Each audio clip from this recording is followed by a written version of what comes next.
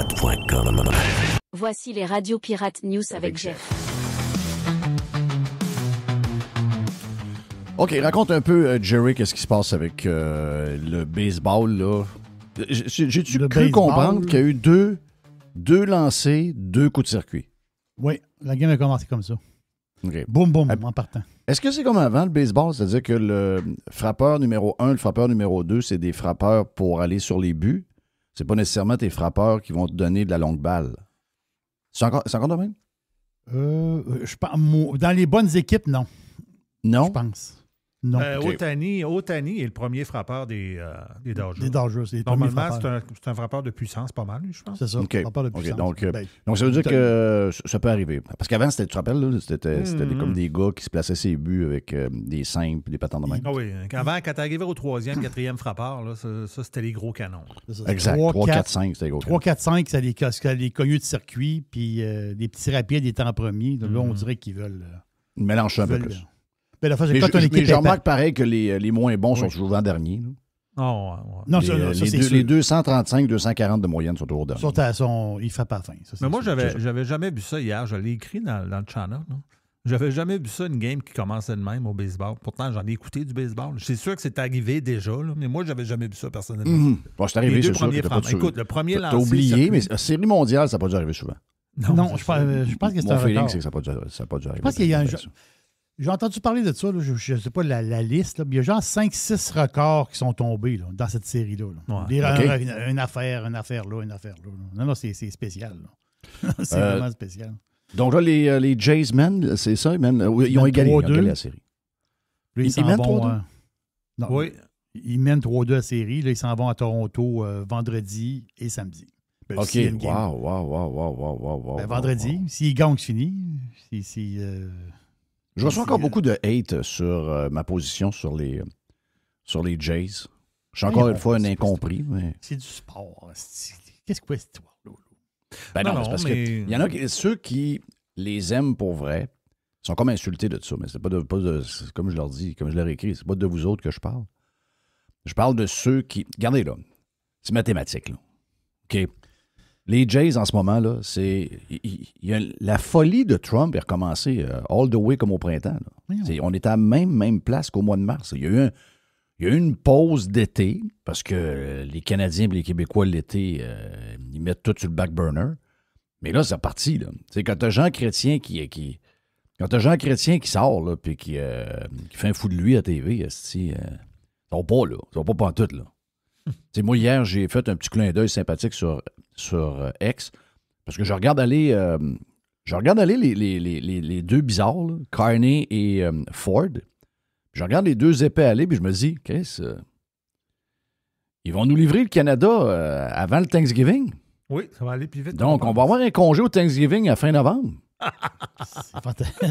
Donc, je vous annonçais que dernier jeudi de la semaine complète de novembre, vous ne travaillez pas, là. Puis vendredi non plus, c'est congé, c'est férié. Ben, pas. Donc, préparer à la dinde, fourrer à la dinde encore pour une deuxième fois, puis le grévé, puis toute la patente, là. De toute façon, nos fêtes devraient toujours être amalgamées avec ceux-là. Ben oui, c'est sûr. Ça fait longtemps que je le dis. Ben oui. Donc là, les mathématiques sont claires. Là. Les Jays, il y a plein de partisans des Jays en ce moment qui n'ont jamais écouté le baseball de leur vie. Là. C'est de ça que je parle. C'est pas de ceux qui écoutent le baseball depuis 30 ans. J'écoute du baseball depuis toujours. J'étais un fan des Expos, puis j'ai switché. Je comprends ça. C'est pas de vous autres que je parle. Je parle de ceux qui n'écoutaient pas les Expos. Ils n'écoutaient pas le baseball. Les Jays, ils sont toujours crissés. Là, tu peux pas écouter du baseball motivé par la haine de Trump. Là. Si c'est ça que tu fais, t'as un problème majeur dans ta tête. Ils ont un problème il y a majeur. beaucoup de monde qui ont des problèmes. Ils ont donc calice. Okay. Tu vas te taper 3 heures de baseball. Tu vas te taper 3 heures de baseball parce qu'il y a une feuille d'érable sur une calotte. Non, moi, je te garantis. Ben oui. T'es un esti de malade, là. T'es un crise de malade, là. OK, on évoque des chiffres. Allons-y avec les chiffres. Do the math. Okay. Excuse, là. La bonne femme, Christophe, fais tes valises puis sac ton camp de la maison aussi. Il va se do the math, OK? Non. Il y a combien d'Américains, officiellement? Là? Il y a 340 millions d'Américains. C'est ça, 340. Quelle est la cote d'écoute de la Série mondiale aux États-Unis en moyenne? 12,2 millions de personnes. Okay? Ce qui est beaucoup de monde aux États. Là. Ben oui. Parce qu'ils ont beaucoup de choses à faire, puis ils ont beaucoup de choses à écouter, puis ils ont différentes choses, différentes plateformes, ils ont plein d'affaires. 12 millions maintenant dans la télévision d'aujourd'hui, c'est énorme. Au Japon, c'est quoi j'ai pas la population du Japon par cœur. C'est-tu 100 millions de personnes au Japon? C'était pas 122? OK, allons-y dans ces eaux-là. Allons-y, si jamais tu es capable de trouver Mr. White, puis tu nous corrigeras si jamais on est dans le champ. On est dans le 124 millions, mes amis. Tiens, wow! Direct on target, Jerry. Jerry, il y avait dit 122. Ouais, c'est ça. 124. Donc, les codes d'écoute au Japon, la série mondiale, c'est 10 millions. Normal. Okay. Engouement pour les joueurs locaux, etc. Gros fan de baseball. Gros fan de baseball. Le Japon, c'est un pays de baseball. Là. C'est un pays de baseball. Le Japon, c'est un pays de baseball. Canada. 40 millions de personnes, dont 7 millions qui portent des foulards et qui veulent manger des Juifs. OK, donc, 40 millions, c'est un drôle de 40 millions. 40 millions, donc c'est petit, là. C'est le tiers du Japon. C'est quasiment le 10e des États-Unis. Mm-hmm. Et les codes d'écoute, c'est 7,5 millions. Habituellement, si vous êtes dans un monde normal en proportion, OK, en proportion du Canada, son attrait pour le baseball, vous regardez les codes d'écoute de 93, en ce moment, il devrait avoir aux alentours de 1,5, 1,6, 1,7 qui écoutent la World Series à la télévision. Oui. On est 7 millions dépassés. Là. Donc, il y a facilement 6 millions de personnes qui sont là de part. Ben, Chris, vous voyez Ford agir? Il y a 6 millions de dangereux.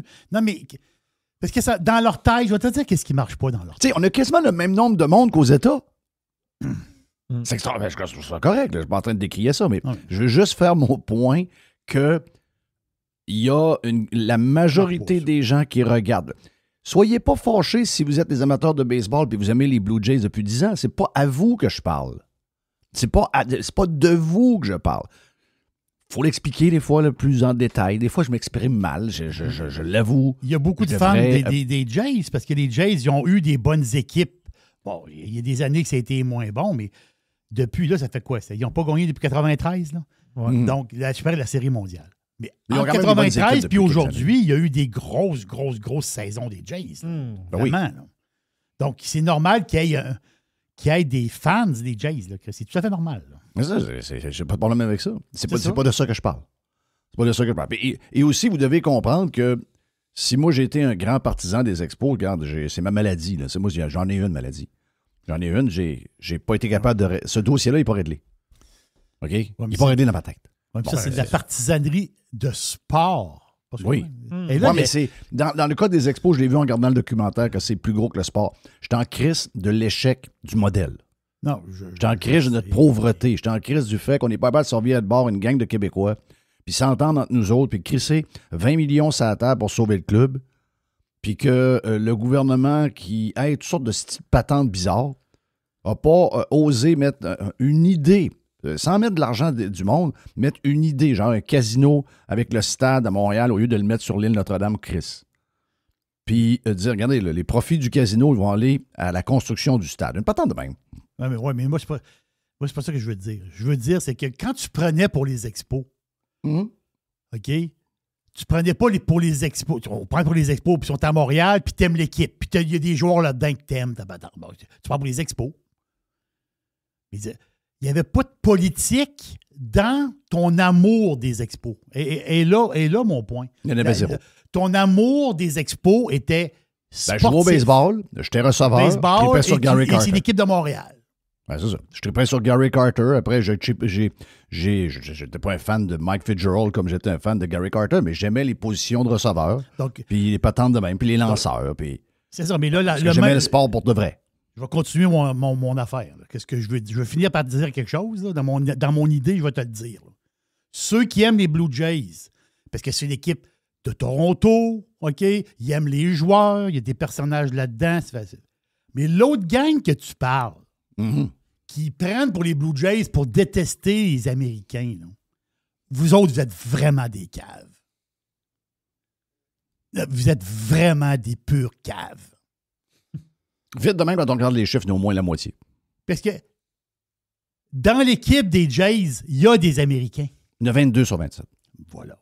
Quand vous écoutez... Probablement tous des gars avec des calottes rouges à la tête dans le... Mais tu peux comprendre, pendant le mondial de soccer, qu'il y a une ferveur pour le pays, ton équipe. Parce que dans les joueurs de ton équipe, c'est des Canadiens, c'est des Américains, c'est des Espagnols, c'est des Britanniques, c'est des Allemands, c'est des Japonais. C'est du monde de la Croatie, c'est des Italiens. C'est normal. Toi, tu es Italien, tu prends pour l'équipe nationale de l'Italie. Et dans l'équipe nationale de l'Italie, il y a des Italiens. Christophe, il n'y a pas de Grecs qui jouent pour l'équipe nationale d'Italie. Là. Mais non. Non, Chris, là, faut comprendre la patente. C'est normal que ta ferveur... Mais toute la pub en ce moment est faite Canada contre États-Unis. En ce moment, la pub, quand vous regardez la pub de tout ce qui est fait, autant par les gens, les Rogers de ce monde, les compagnies, c'est Canada versus États-Unis. On profite de la guerre commerciale pour essayer de jouer ces émotions du monde, puis ça marche. Mais ça, c'est ça. Non, mais eux autres, ils le font. Moi, je trouve ça cave, mais ils le font. Qu'est-ce que tu veux? Mais le monde, vous êtes vraiment des abrutis, là. On a vécu ça un peu dans notre jeunesse. Vous ne serez jamais mon ami, là. Je l'ai dit l'autre fois. J'ai dit, tu sais, il y avait beaucoup de gens qui aimaient les Nordiques qui n'écoutaient pas le hockey, là. Les Nordiques, c'était le symbole du pays Québec, là. Mais il y a beaucoup de péquistes, fumeux de botches de cigarettes, qui ne jouaient pas au hockey, qui ne connaissaient pas le hockey, qui ne l'écoutaient pas avant que les Nordiques switchent dans la Ligue nationale de hockey, puis qui finalement sont devenus des partisans avec des chandails sur le dos et des vestes en plastique, là. Parce que c'était un genre de symbole de Fleur de Lys, c'était l'équipe, le genre de... Oui. Régent a eu un bon flash quand il a appelé le club dans l'an 50, le National. C'était un peu ça, là. Les Nordiques, c'était un peu ça aux yeux de quelques-uns. Ça finit toujours un peu comme ça. Ça finit toujours un peu à venir jouer... Puis nous, on est des puristes, on est des gens de sport. On a de la misère à comprendre ça, là. Parce que quand dans tu la tombes réalité, il y a ça tout le temps, là. Mais quand tu tombes dans cette partisanerie-là, quand tu es partisan comme ça, là, OK? Le partisan cave qu'on parle, là, parce que là, il y a une tranche, là. Cette même personne-là va cracher d'en face des Russes, puis va dire que les Russes, il faut quasiment les exterminer de la place. Puis on l'a eu un bout que le monde était anti-russe, pas à peu près, là. Non. Le monde complètement fou, là. Ben, on n'a pas repêché un des meilleurs joueurs de la Ligue nationale, on l'a laissé aller à Philadelphie pour cette raison-là. Voilà. Mais là, Demidov, il est bon. Ouais. On a oublié ça, là. Ah, là, tu as oublié ça. Oui. Mais c'est pour ça que je te dis que tu es un pur cave. Si tu penses comme ça, il n'y a pas plus cave que toi, là. Ouais, mais le monde mélange tout. Non, mais c'est ça. Si tu mélanges, tu es un cave. Je vais le dire sans... Je vais le dire jusqu'à asseoir, Jeff, cave. Parce que je déteste ce monde-là. Bon, mais Jerry...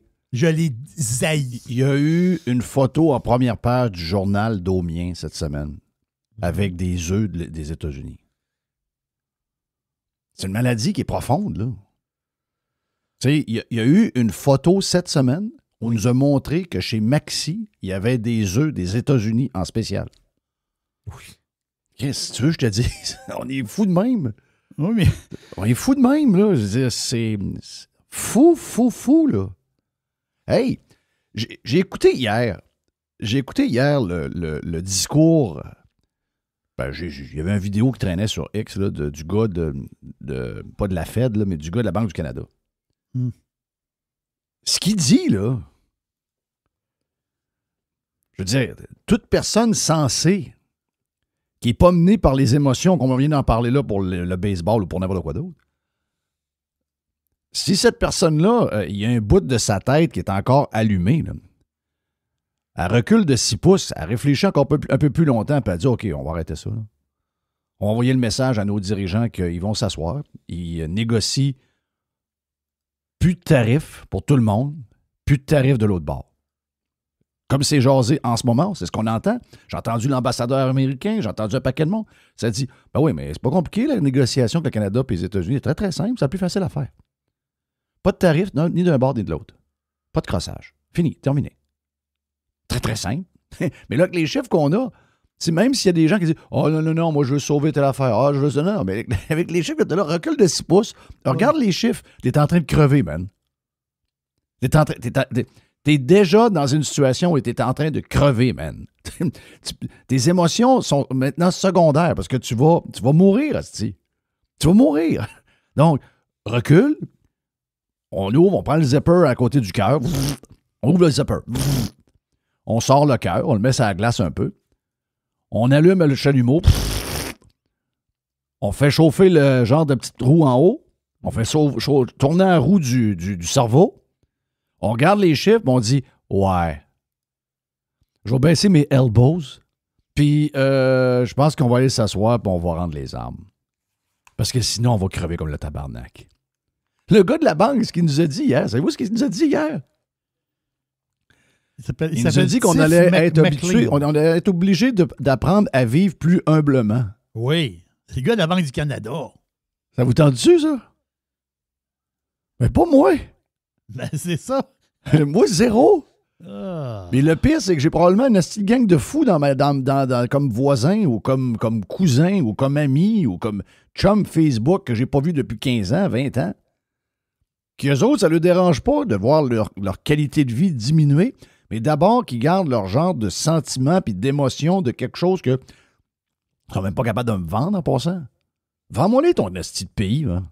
Ils sont pas capables de me trouver un point à part la reine, à part le dollar, à part le système de santé. Qu'est-ce que c'est tough? Même TSN, c'est fake. Même RDS, c'est fake. C'est ESPN, je vois le vert. Le reste, tout est rien. Là. Donc, c'est ça que hier, je me suis dit, à un moment donné, ils vont faire un lien, ils vont allumer. Moi, je pense que ça s'en vient. Sérieux, je pense que ça s'en vient. Je pense que ça s'en vient. Parce qu'il y en a qui ne croient pas à ma... Il y a beaucoup de monde qui ne croit pas à ce que je vois. Mais vous allez voir. Vous allez voir que ça va se finir beaucoup plus vite que vous pensez. Beaucoup plus vite. Et pas du tout de la façon que beaucoup de Canadiens, surtout, aimeraient que ça finisse. Parce que beaucoup de Canadiens aimeraient que ça finisse dans la pauvreté, accrocher sa feuille d'érable. « Oh yes, mon pays, mon pays. Hein, mon pays, mon Canada. Oh, ça n'arrivera pas de même. Ça n'arrivera pas de même. » C'est quoi les chiffres que tu as mis pour les billets de baseball? Est-ce que c'est Toronto, ça? Oui, c'est Toronto. OK. Donc, prix intéressant, pareil? C'est abordable. Il y avait un gars de Saint-Henri-de-Lévis hier. Première rangée, juste à côté du, je pense, c'est le 3e but que mon chum Sylvain m'a dit. Donc, lui, il est avec un gars, il y a un gars du Saguenay qui reste un gars du Saguenay qui reste à Los Angeles depuis 30 ans. Le gars est sur des patentes un peu spéciales. Il a fait, entre autres, tout l'éclairage un peu capoté du SoFi Stadium.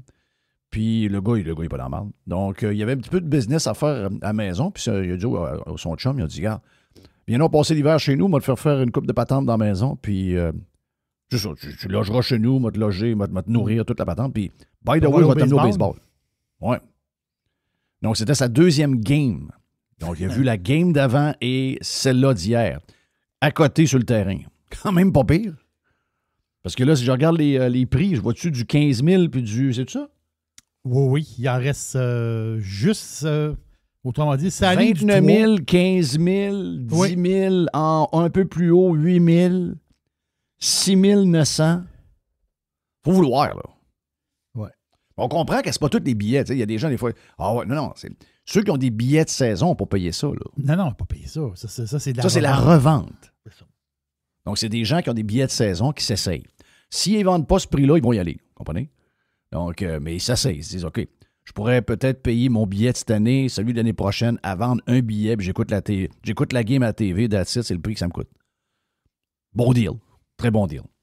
Donc, ça se peut. Parce qu'en arrière du marbre, en arrière du marbre, il doit y avoir une espèce de section particulière. Tu sais, le monde qu'on voit, tu sais, quand Quand tu vois le lanceur, tu vois le frappeur, tu vois l'arbitre, tu vois le monde en arrière, ils sont comme dans une loge un peu, eux autres. Là. C'est pas des estrades ordinaires. Là. Ils ont comme des. Ils ont peut-être du service. Comme des plus gros bancs aussi, je pense. Oui, des plus gros bancs. Des gros bancs peut-être du service aussi. Là. Mais là, à Toronto, c'est 47 000. Ah! Wow! C'est quelque chose. c'est vraiment quelque chose. Il y en a un avant. Il y a un billet. Je ne sais pas si c'est une paire, là. Ou c'est un billet, je ne sais pas. Mais c'est 47 067 $ canadiens. Fait que, quand même. Mais peut-être qu'ils vont à perche aussi pour essayer de pogner les Américains. C'est l'Américain, lui, qui achète un billet, mettons, c'est la ligne du premier but à 12 000, ben, il ne paye pas le 12. Hein. Mais c'était Canadien, là. Fait que le gars, ça coûte moins cher. Je ne sais pas si ça coûtait quelque chose d'aller voir la game au Rogers Center hier, parce que la game était à Los Angeles, mais ils ont rempli le Rogers Center. Ils l'ont fait à toutes les games. Ils chargeaient 15$, je pense. 15$. Oui, c'est ça. Ils l'ont fait à toutes les games, ceux qui font l'argent avec la restauration, j'imagine. Non, je trouve que c'est une bonne idée. 15$, c'est parfait. Parce L'ambiance. Il y avait du monde. Souvent, c'est pour une œuvre, là, c'est pour une cause. Oui, c'est ça. Non, ça, c'est génial. Ben oui. OK, partie numéro 1 pour les Radio Pirate News. 1h40, version full sur le Prime aujourd'hui. On a une deuxième partie qu'on vous donne dans les prochains instants, ici même sur Radio Pirate Live.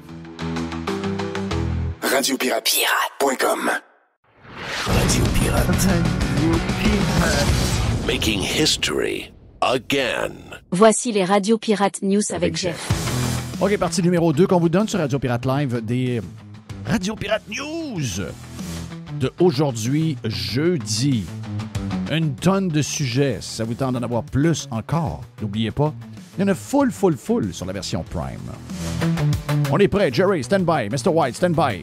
Let's go.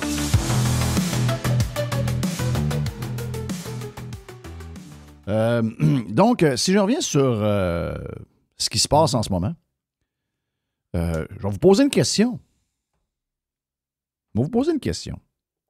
Ben, pas aux pirates purs, mais il y a des pirates, des fois, qui sont pas si purs. Donc, il y a des pirates qui sont continuellement challengés par Jeff et son équipe. Vous êtes salués. Je vous adore. Parce que je pense que ce bout-là, je ne sais pas, mais je pense que Mr. White m'a fait un signal dans mon écouteur que peut-être ce bout-là allait être sur la version toute proportion, là, autant de pirates Prime que de pirates cheap, et même au-delà. Donc, dans les pirates cheap, il y a des excellents pirates. Et dans les pirates cheap, il y a des pirates pas pirates. Vous comprenez? Mm-hmm. Ils viennent en pirates, mais ils ne sont pas pirates. Donc, je m'adresse à vous autres. Dans le Journal de Montréal, et c'est bizarre parce que c'est un texte de David Descoteaux. Est-ce que David fait un genre de petit sarcasme? Je considère David comme étant un gars de droite, même très à droite, gars qui était à l'Institut économique de Montréal et qui est excellent. Donc, d'ailleurs, comme toute la section économique du Journal de Montréal, c'est la meilleure section de tout média confondu chez Québécois. La meilleure section, c'est de loin la section économique. Et c'est dommage qu'il ne soit pas 3-4 de plus, puis il n'y ait pas 4-5 pages de plus par jour et plus d'articles, parce que c'est ça qu'on a besoin. Il faut que les Québécois soient de plus en plus wise et il faut qu'ils soient économiquement de plus en plus éveillés.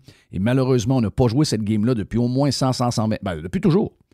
Et ça fait de nous autres on est des idiots au niveau économique. On est vraiment des dômes.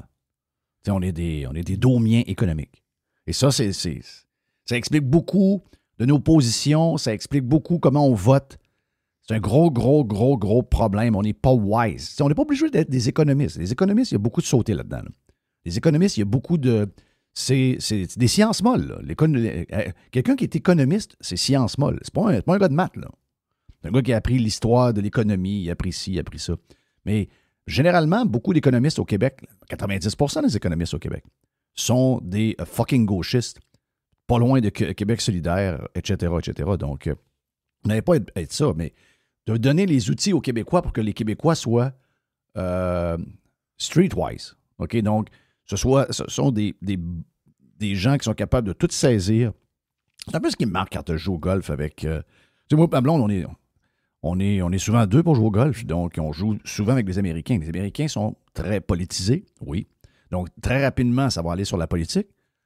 Mais surtout, ils sont très business, économie, etc., etc. Quand on parle de où on vient, la première chose qu'ils nous parlent, comment ça brasse, comment ça se passe, c'est quoi dans votre coin, telle chose. Il y a beaucoup d'intérêt. Pourtant, je les comprends parce que Jerry est un bon professeur d'économie via ses boîtes. Jerry est un bon professeur d'économie via son substrat. C'est du boursicotage. Jerry, en boursicotage, est un excellent professeur pour raconter au monde comment ça se passe. Économiquement, je ne suis pas là. C'est-à-dire, Joe Hamel, Yann Sénéchal, toi, vous êtes très, très fort en économie. Non, arrête. Oui, non, moi, je suis un excellent. Non, arrête, Jerry, arrête ça. Et moi, j'accepte pas. J'accepte pas. Donc, David est dans le Journal de Montréal, puis le titre, c'est encore la faute à Trump. C'est pas lui qui parle, là. C'est pas un commentaire, c'est pas un éditorial. C'est le titre que lui ne choisit pas, qui a été mis sur l'article. Puis là, on nous parle des taux, puis on nous parle de ce qui se passe, puis les chiffres. Puis c'est pas très beau comme article en passant. C'est dans le sens que les chiffres qu'on voit dedans, c'est pas rassurant, à se demander comment ça se fait qu'on est encore là. Comment ça se fait qu'on n'a pas réglé à patendre au plus Christ. Ça prend des méchants bornés. Faut être cave pour pas avoir... Avec déjà les choses que nous vivons, OK, depuis le mois de mars, de ne pas avoir réglé, c'est de l'entêtement. C'est comme les gens qui voulaient se syndiquer chez Amazon en sachant qu'il n'y allait pas avoir de syndicat chez Amazon. Puis qui leur ont dit, mais oui, mais si vous continuez votre démarche qu'il y ait un syndicat chez Amazon, ce n'est pas notre modèle.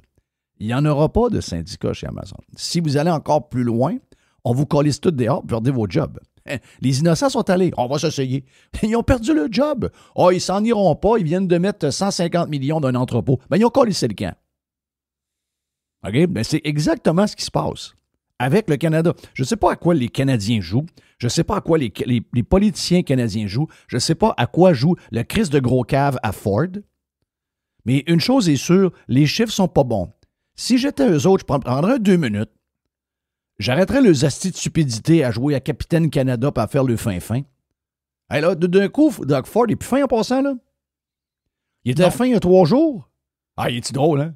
Il a-tu dit, il a-tu mis la patente de Reagan? Hein? Il l'a envoyé, hein? Il l'a dit, hein? Oui, il a dit. Ah ouais, regarde. Ah, 2 jours après, il veut nous voler nos médecins. Ah là, il est pas drôle, lui, là, t'as calisse là. Ouais. Pour qui se prend, lui? Qui se prend à Ford, là? Ah, mais vous avez trippé dessus toute la fin de semaine. C'est le même gars. Moi, je vous le dis depuis un bout que c'est un calice de clown. Ah, Jeff, t'es pas correct, c'est sûr. Là, il vient de mettre dans sa petite poche de arrière Trump, t'es insulté. Hein? Non, je suis pas insulté. Le gars vient de rajouter 10% pour des PME alentour de chez vous, dont probablement la job de ton fils, c'est d'innocent. C'est ça. Il y a du monde qui ne sont pas dans l'émotion à longueur de journée. Là. Il y a du monde qui réagissent avec le tête, puis qui réagissent avec le portefeuille, puis les patentes. Ça va pas bien, là.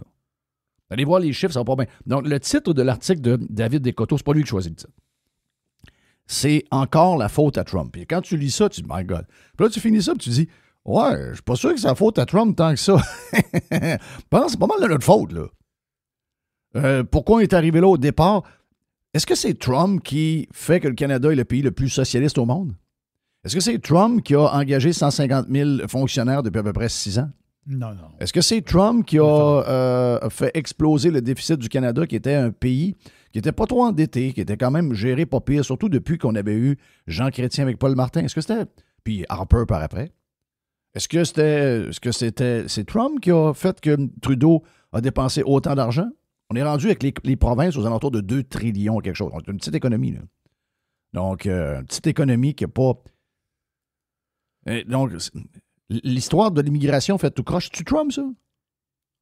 L'armée canadienne qui est abandonnée, puis qu'il n'y a plus rien, puis que les trucks sont brisés, puis que toutes les F-18 sont arrangés avec des restes des F-18 de l'Australie. Ça, c'est Trump, ça? Il n'y a rien de Trump là-dedans, là. Tout ce qu'on vit depuis 15, 20 ans, et spécifiquement les 10 années du roi des idiots qu'est Trudeau, c'est pas moi qui le dis, c'est Kevin O'Leary. Donc, si ça insulte la gang à Trudeau, ben Chris, vous poursuivrez Kevin O'Leary, ça n'a rien à voir avec moi. Moi, je fais juste citer Kevin. Donc, le roi des idiots, il nous a scrappé ben raide. Ah, ouais, mais là, arrêtez, là, il est cool encore. Il n'y en a rien à foutre, lui, de ce qui se passe en ce moment. Il est très heureux, il est avec Cathy. Cathy. Moi, tant qu'à moi, il pourrait être avec personne. La seule relation sexuelle qu'il pourrait avoir, c'est avec un gros barbu d'une prison. Tant qu'à moi, là.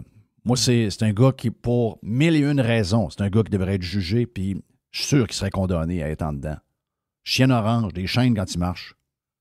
Puis quand il prend sa douche, watch out. C'est spécial le spectacle. C'est spécial le spectacle de Katy Perry quand elle se presse les seins et elle fait sortir du liquide de ses seins. C'est bizarre, ça. Un peu. Lui, il aime ça. Il fait la même chose de son bord. Il dit, regarde, Cathy, regarde quand je squeeze mes seins. Je ne sais pas s'ils sont menstrués en même temps aussi. Je ne sais pas s'ils sont dans la même semaine. Sont-tu timés? Sont-tu dans la même semaine? Oui, sont-tu timés dans la même semaine pour avoir... tu sais, pour pas qu'il y ait 2 semaines plates dans le mois pour les caractères différents. Parce que lui, il est menstrué, là, tout le monde sait ça. Ouais. C'est quand même lui qui a passé... C'est la faute de Trump, ça, qu'on a eu les employés fédéraux ont maintenant des patchs de gars menstrués dans les chambres de bain. Non, c'est pas la faute de Trump n'a pas d'affaire là-dedans. Toute l'histoire Green, là, où ce que le Canada a fait rire de lui, puis qu'on a calé des milliards dans les provinces, puis on a encore une compagnie matin qui est en train de l'échapper. Là. Compagnie de recyclage de batteries de chars, là, dans laquelle le gouvernement a mis de l'argent encore. Cette compagnie-là n'a plus de cash pour fonctionner. Là. Donc, elle va crever. Là. Ça, c'est-tu Trump, ça? Toute la folie Green, toutes les patentes, même que le gars de Windows, le Microsoft, là, Bill Gates, il dit ouais, finalement, on ne meurra pas, là. On va survivre. C'est juste qu'il faut donner un coup de main aux pays plus pauvres. OK, bon, c'est pas pareil, là. Ici, c'est pas pareil. C'est pas pareil, pas tout. Donc, les innocents qui ont tombé dans le panneau, là, c'est la faute à Trump, ça? Non, c'est pas mal nous autres, là. Pas mal nous autres, là. On n'a pas besoin de Trump. On n'a pas besoin de Trump pour être mauvais, là. Tout ce qu'on vit, c'est self-inflicted. Okay? C'est nous-mêmes qui a tiré dans notre propre chaloupe, ciboire. Mais je vais vous poser une question.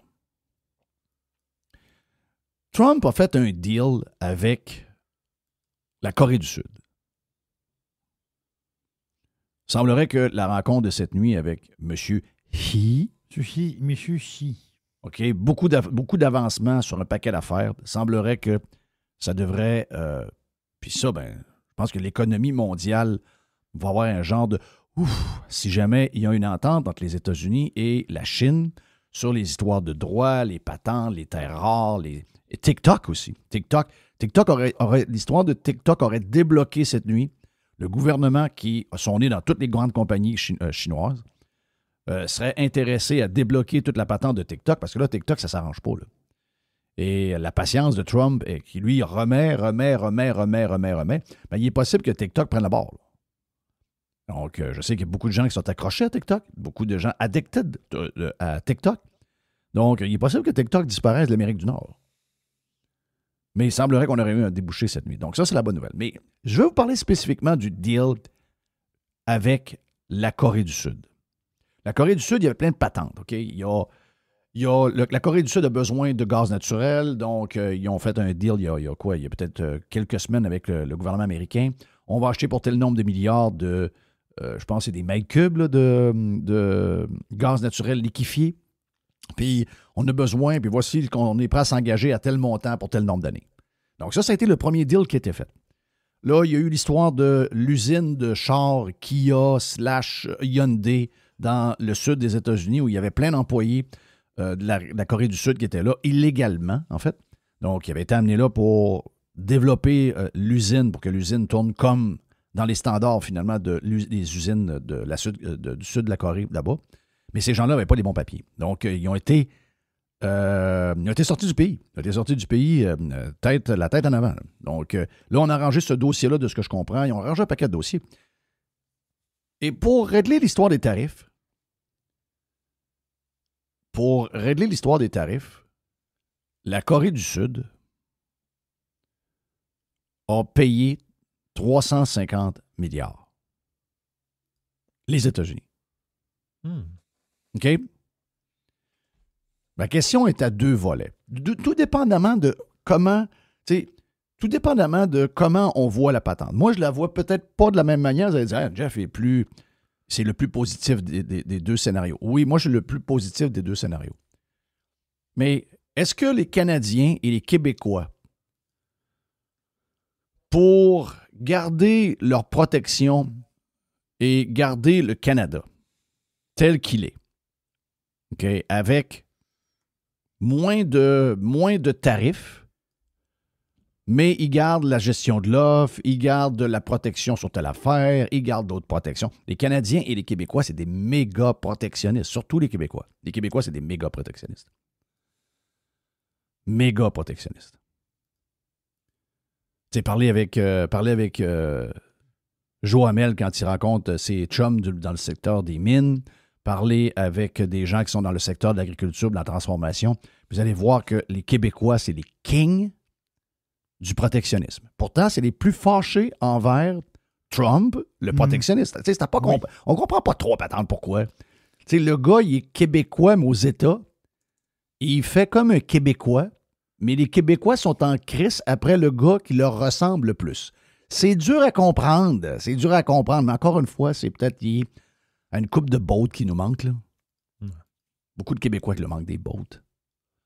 Il y en a qui pensent que c'est l'éducation. Non, les Québécois qui le manquent des boats. Carrément, il n'y a rien à faire. Tu ne peux pas ouvrir le cerveau et aller lui poser 3-4 boats qui manquent. C'est un problème majeur, là. C'est le problème de fabrication. Le problème de fabrication, souvent, faut que tu ramènes la patente, tu colles à la presse, puis t'écrases, puis c'est fini. Problème de fabrication. Donc, c'est nous autres. Manque de boats. Voyons, c'est quoi que tu comprends pas? Le gars, il est exactement comme toi. T'es un méga protectionniste. C'est un méga protectionniste. Moi, je peux le dire, j'en suis pas un. Lui, c'en est un. Toi, t'en es un. Vous devriez être chum. Moi, je défends lui. C'est quoi qui se passe, là? Bon, ben là, je vous fais le deal.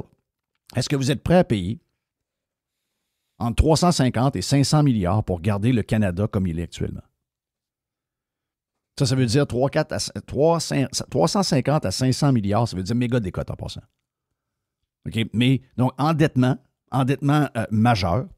Donc, remboursement de l'endettement fait que le pourcentage du budget annuel que vous mettez sur l'endettement vient de monter de probablement 30-35 % pour essayer de contrer cette dette-là. Vous devez augmenter la productivité. Productivité, impôt, taxe.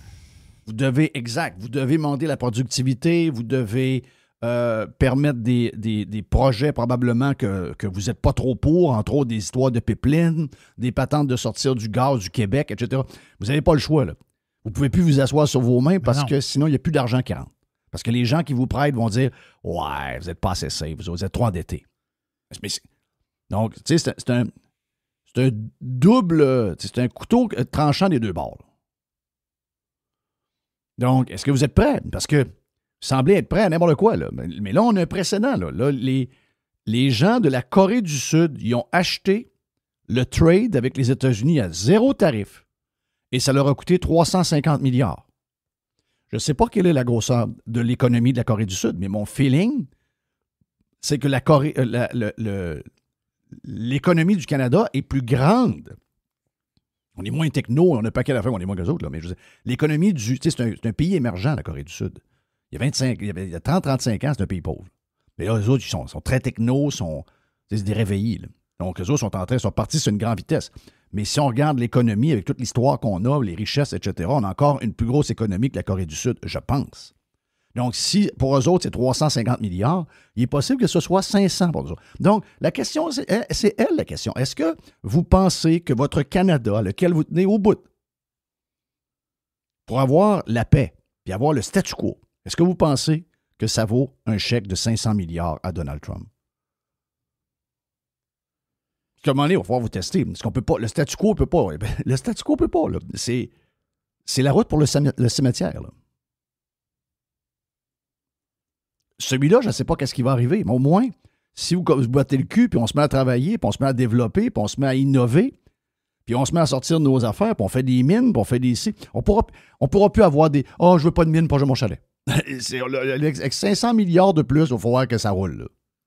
Donc, au moins, on aura une chance de s'en sortir. Là, on n'a pas de chance. Là, en ce moment, on a 0 chance de s'en sortir. 0, 0, 0, 0, 0. 0. Est-ce que vous êtes prêts à le faire?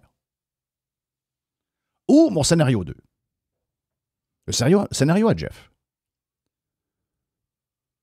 C'est nous autres qui demandons un chèque à Trump. Combien tu nous payes? Voici ce qu'on veut en partant. $1 US pour $1 canadien. Pour tout le monde. Tout ce qu'il y a dans les banques, tout ce qu'il y a, on change $1 canadien pour $1 US. Vous gagnez 40 %. Je sais que pour beaucoup de Québécois, beaucoup de Canadiens qui lui manquent des bottes, ils ne comprennent pas cette affaire-là. Tu viens de t'enrichir de 40 %. Là, on tabarnak, je veux rien savoir. OK. Bon, c'est peut-être pas à vous autres que je m'adresse.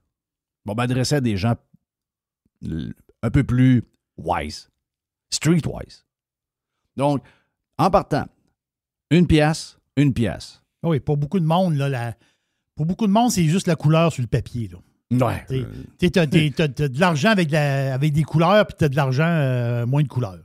Et pour du monde, c'est ça. Là. Si t'as 10 000 dans ton compte de banque, tu vas avoir 10 000 US, puis le téléphone que tu vas payer, au lieu de le payer 1700 pièces, il est à 1150. Là. C'est ça. OK. Donc, tous les prix baissent. Là. Tous les prix des importations baissent. Regardez, moi, je fais souvent Amazon Canada, Amazon US, savoir c'est où que je commande la patente que j'ai besoin si c'est pour quelque chose que je mets dans mon sac, que j'amène chez nous. Il doit y avoir des bonnes différences. Bien, c'est toujours ça. C'est toujours 40-45 % pour la même crise de patente. Donc, du jour au lendemain, ce que vous achetez, si vous achetez ça à 100 pièces, vous allez l'avoir à 64 pièces. Et moi, au-delà de la devise, moi, je dis qu'il y a encore des prix plus bas. J'en suis convaincu sur plusieurs produits. Mm-hmm. Oui, c'est sûr. Oh oui. Ici, c'est ballonné. Là. TV 75 pouces, 440 pièces, c'est pas pire, ça? Oui, ça, c'est bon. 75 pouces. Je vais vous envoyer la photo que j'avais pas mon téléphone quand je suis allé. Je me disais, tabarnak, c'est ça, 75 pouces, 440 pièces. Oui.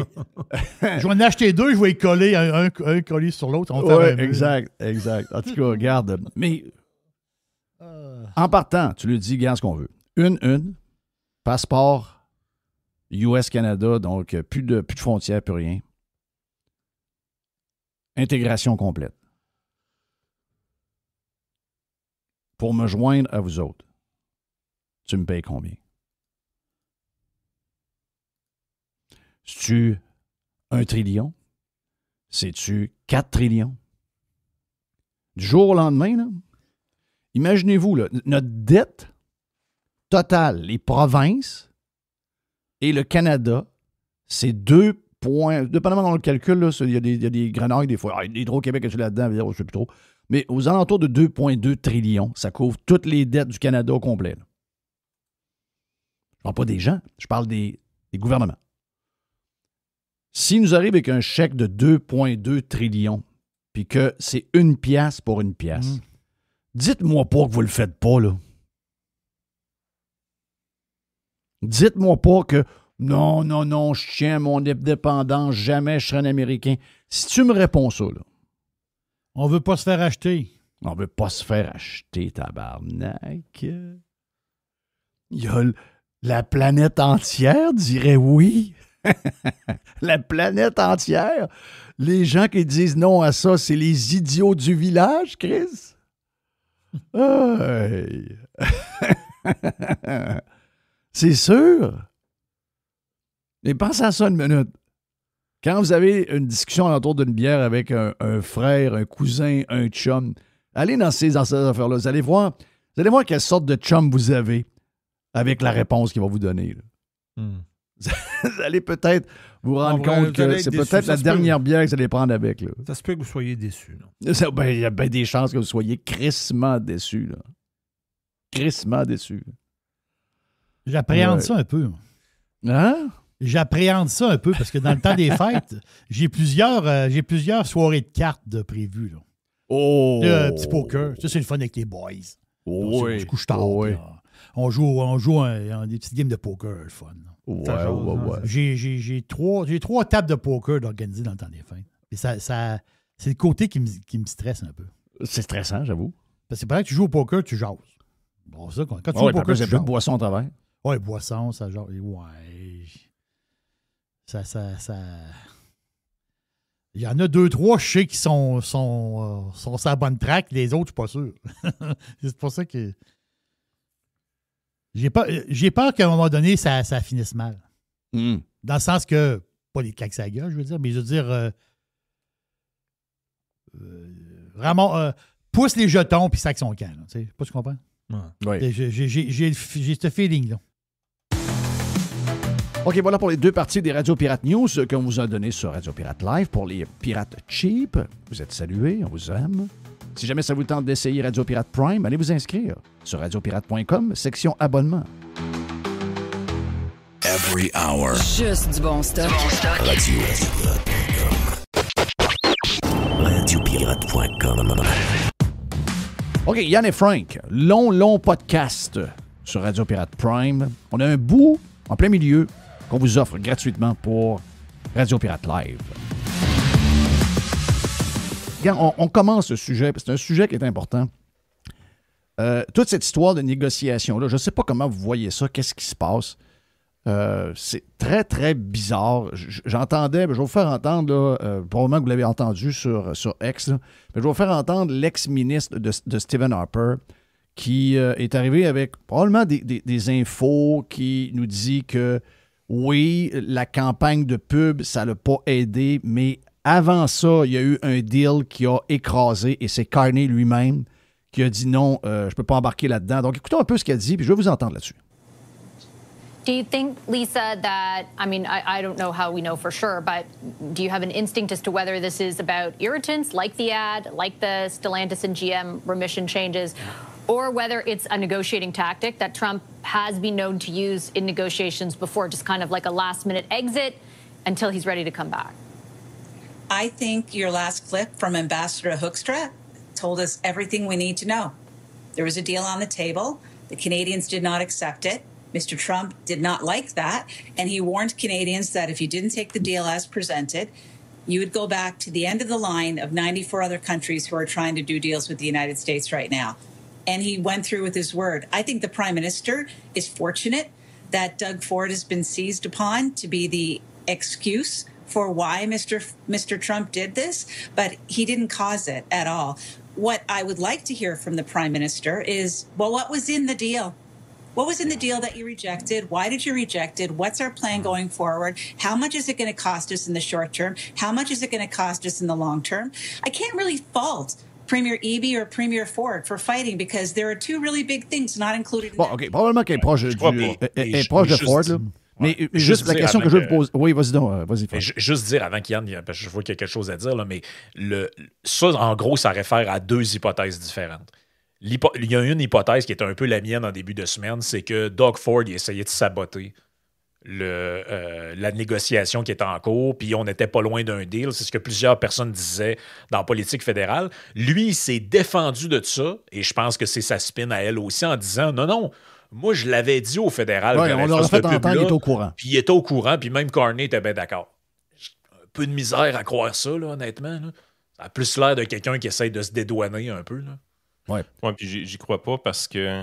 à quoi tu crois pas? Tu crois pas qu'il y a un deal sur la table? Que Doug Ford a tout à voir avec l'échec de ça. Parce que Donald Trump, ça fit beaucoup plus sa personnalité d'avoir été vexé par les pubs et de dire « No fucking way, c'est terminé ».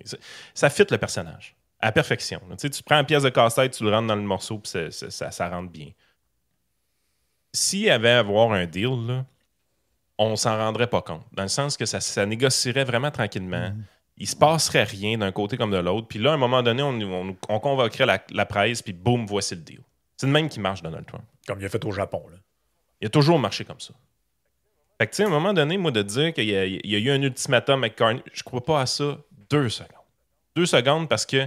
Ouais, mais avant, je vais vous ramener à la visite.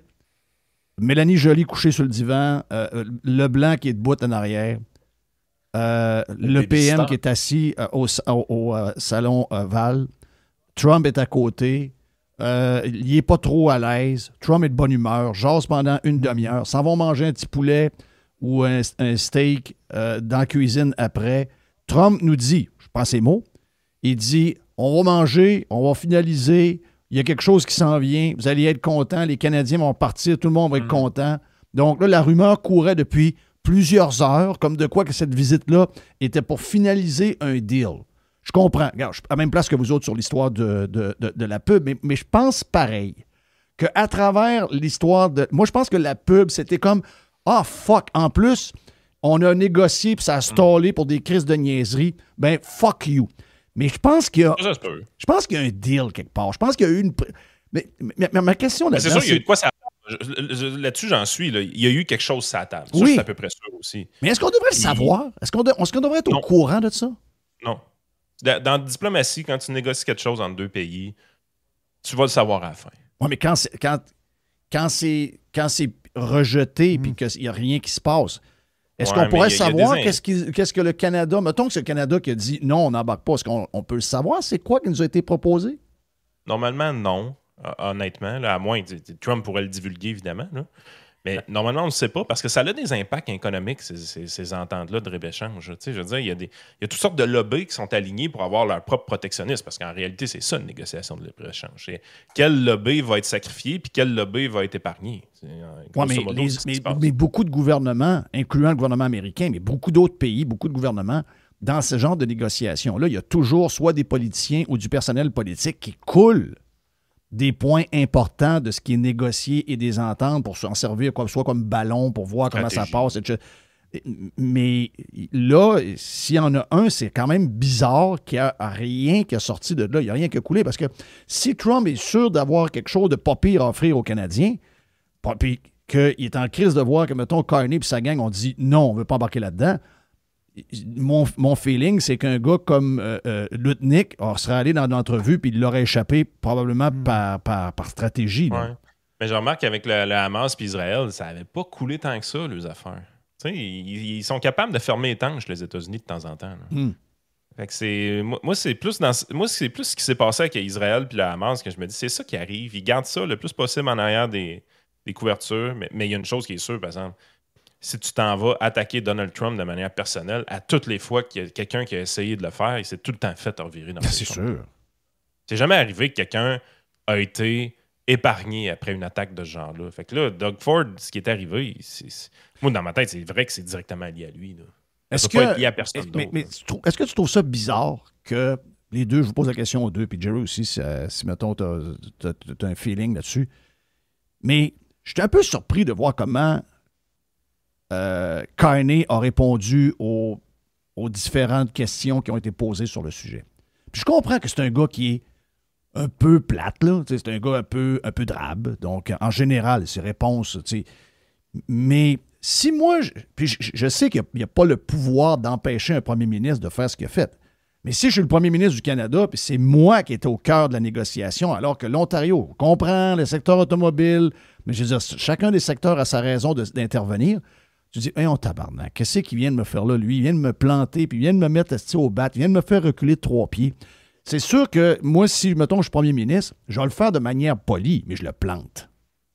Je le plante que, je me distance de lui, je le plante, puis je veux m'assurer que, même s'il a le droit de le faire, que Chris, il ne le fera plus jamais, puis je vais envoyer le message au président américain que j'ai rien à voir avec cette Chris d'idiot-là. Là. Il ne l'a pas fait. Ben surtout qu'on a eu une couverture des médias très négative sur ce que faisait Danielle Smith en début, là, au début, quand Trudeau était encore là. Puis on nous disait, à manque de solidarité, tout ça, mais quel était son objectif à elle? C'était d'arranger les relations entre le Canada puis Donald Trump. Puis elle disait, moi, y aller, moi, le voir à Mar-a-Lago, jaser avec, je vais nouer des liens, je suis capable de parler un peu. Elle bitchait pas, là. À ce milieu. Elle n'est pas arrivée là en disant, hey, gros Chris de cave, là. Mais Doug Ford, lui, il essaye pas d'arranger les choses. Il essaye de mettre du gaz sur le feu. Oui. Et somehow, ça n'a pas l'air à déranger vraiment personne au Canada. Je lis la presse, je lis... Il n'y a pas grand monde qui nous dit... Ils le défendent alors que ce gars-là, c'est un saboteur. Ouais, c'est ça, on est des protectionnistes dans l'âme. Le Canadien aime ça présentement. C'est ultra populiste ce qu'il fait, Doug Ford, parce que c'est aligné avec ce que notre population d'inculte économique pense, carrément. Ouais, le monde trouvait ça bon de vider des bouteilles de Grande Royale. Ils ont aimé ça. Est-ce que c'est vrai que c'est Elizabeth May qui est là-dessous? En dessous de la bouteille. bouteille, ouais, à terre. Quand il vide, c'est pas un plat, c'est Elizabeth May. Elle l'aime, hot dog, en passant. Oh oui, ben oui. Let's go, dog! Let's go, dog! Elle crie, hein? Let's go, dog, dog, dog! Mais regarde, je suis à la même place que toi, Yann, là-dessus. Même place que toi. Ça on est... Christy, c'est un peu ce qu'on lit dans la lettre qu'a envoyée, je ne sais pas trop à quel organisme, là, Couillard. C'est carrément... Ce qu'on remarque, c'est qu'on est des hyper protectionnistes. Oui. Mais je vais vous poser une question. Vas-y, Jerry. Il y a un deal sur la table. On ne sait pas c'est quoi le deal. On ne sait pas. On suppose. On ne sait pas c'est quoi le deal.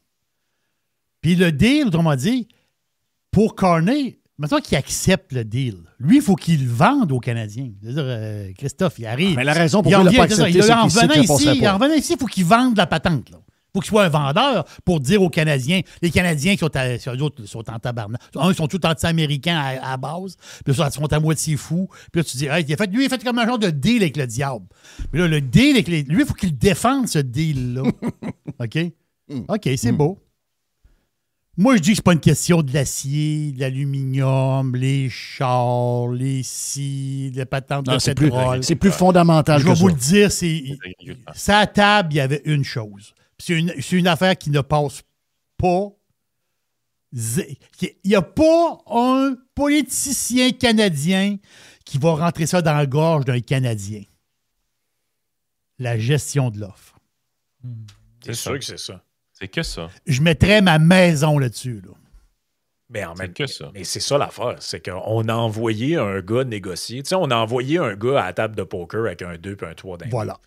Puis on lui dit, il faut que tu renforces. C'est gang. Gang, sinon ça va. Mais là, le gars, il y a un 2, puis ça sur le 3. Il est dépareillé. Il est dépareillé. Là. Il n'y a pas 2 carreaux. Là. Non, mon instinct d'actuaire te dirait que c'est encore pire, Frank, c'est un 2 puis un 7 of soup. Oui, c'est ça, exactement. Les probabilités, c'est pire, un 2, 7. Ouais, mais là, je donne une petite chance.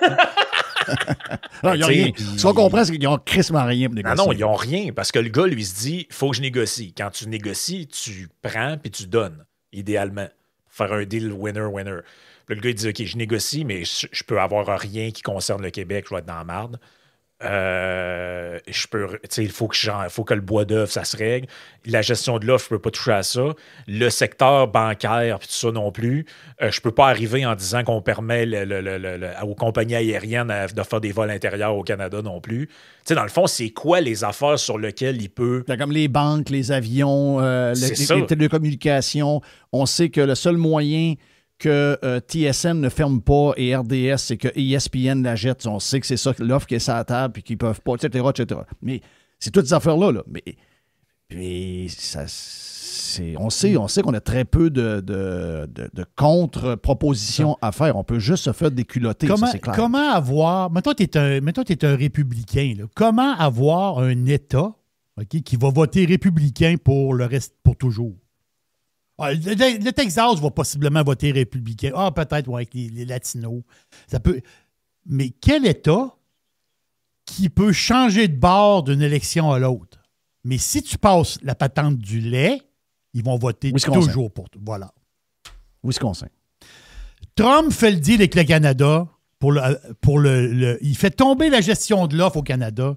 Le Wisconsin vote républicain pour le restant de la vie. Mais tu sais, le rachat des permis, c'est aussi simple que ça. Des fermiers, là, je sais pas c'est quoi le montant.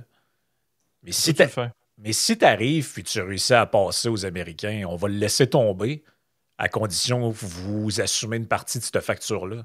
Ils disent quoi? Moi, je dis oui. Moi, je pense que ça peut être... pour vrai, il y a une manière de virer ça, d'avoir l'air un peu d'un king si t'es Canadien. Tu dis, regarde, ce système-là, il est obsolète. Là. Mais Chris, on vient de les fourrer. Est-ce que vous savez qu'au Canada autres qui vont payer le rachat. Là. Est-ce que vous savez qu'au Canada anglais, l'histoire de la gestion de l'offre, ça ne fait pas l'unanimité? Oui, il y a les elbows up, que les autres, c'est non à tout prix. OK?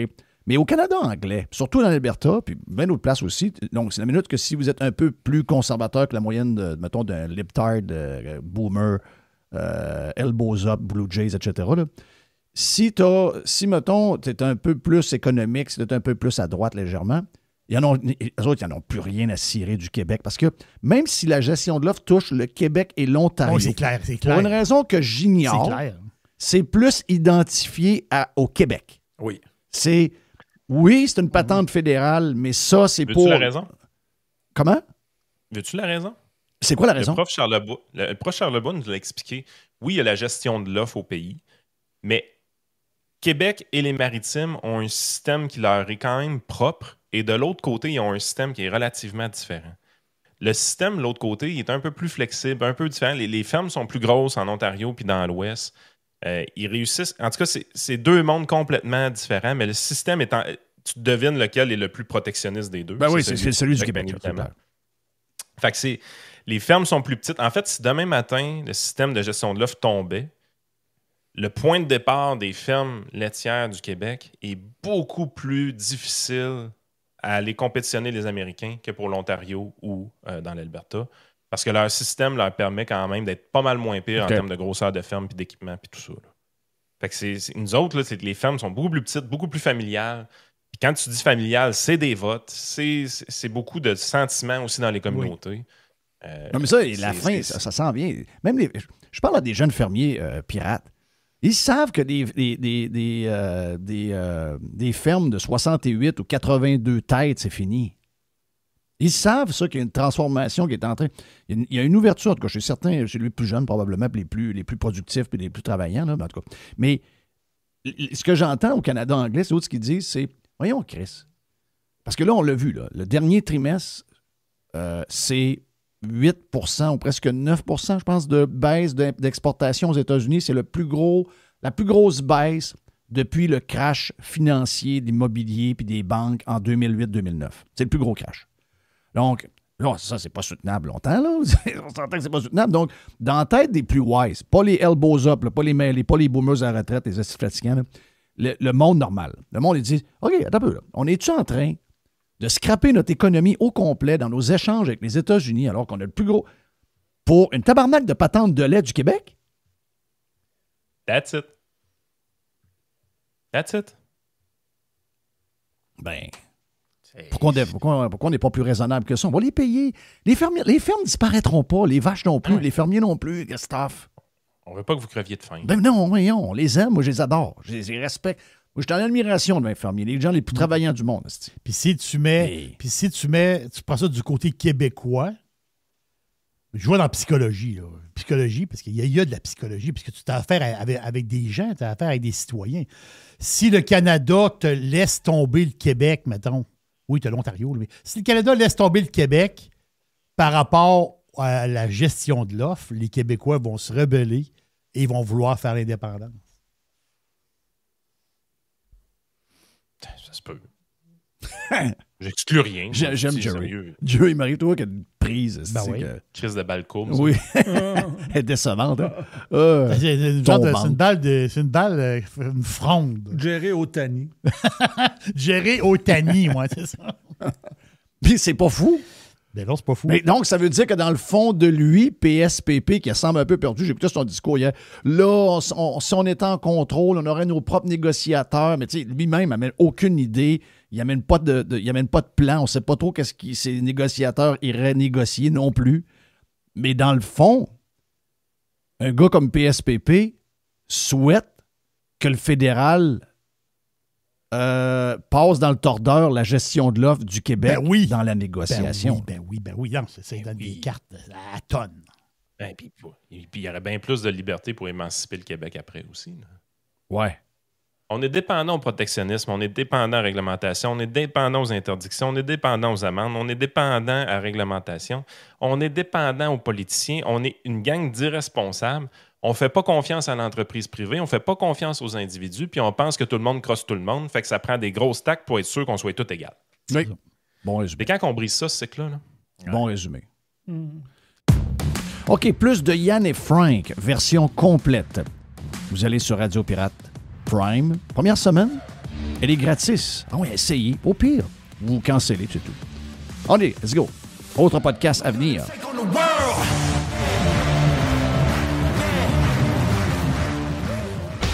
Radiopirate.com. Radiopirate.com. Le labo de Mr. White.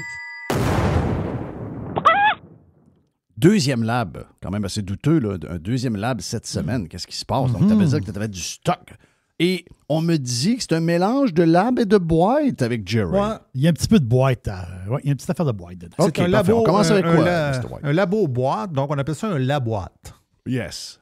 Puis, c'est ça. Puis, tu sais, quand je fais un lab vers la fin d'une semaine, on dirait que mes cotes sont différentes. On dirait que je choisis mes cotes un petit peu différemment. Je suis comme dans un mood de fin de semaine. C'est pas tout à fait comme un mood de début de semaine. Là. Exact. Et là, aujourd'hui, le 30 octobre, peut-être que vous vous en rappelez pas, mais il y a 30 ans, c'était le référendum de 1995. Mm-hmm. Et cette semaine, je suis tombé sur une cote où, tu sais que... J'étais aux États, moi. Je vivais aux États à ce moment-là. Ah oui? OK, je ne savais pas. Puis tu sais que Stéphane Bureau... J'avais suivi ça à CNN. Ah, CNN avait fait une couverture complète toute la soirée du référendum. Oui. Quand même. Je dis pas CNN, mais CNN, à ce moment-là, c'était dans les débuts, non? Pas tant. Non. 30 ans? Non? OK. CNN, c'est les années 80. Fin 80. Ah, ouais. Ouais. C'est bon. On dirait que je pensais pas que ça faisait si longtemps.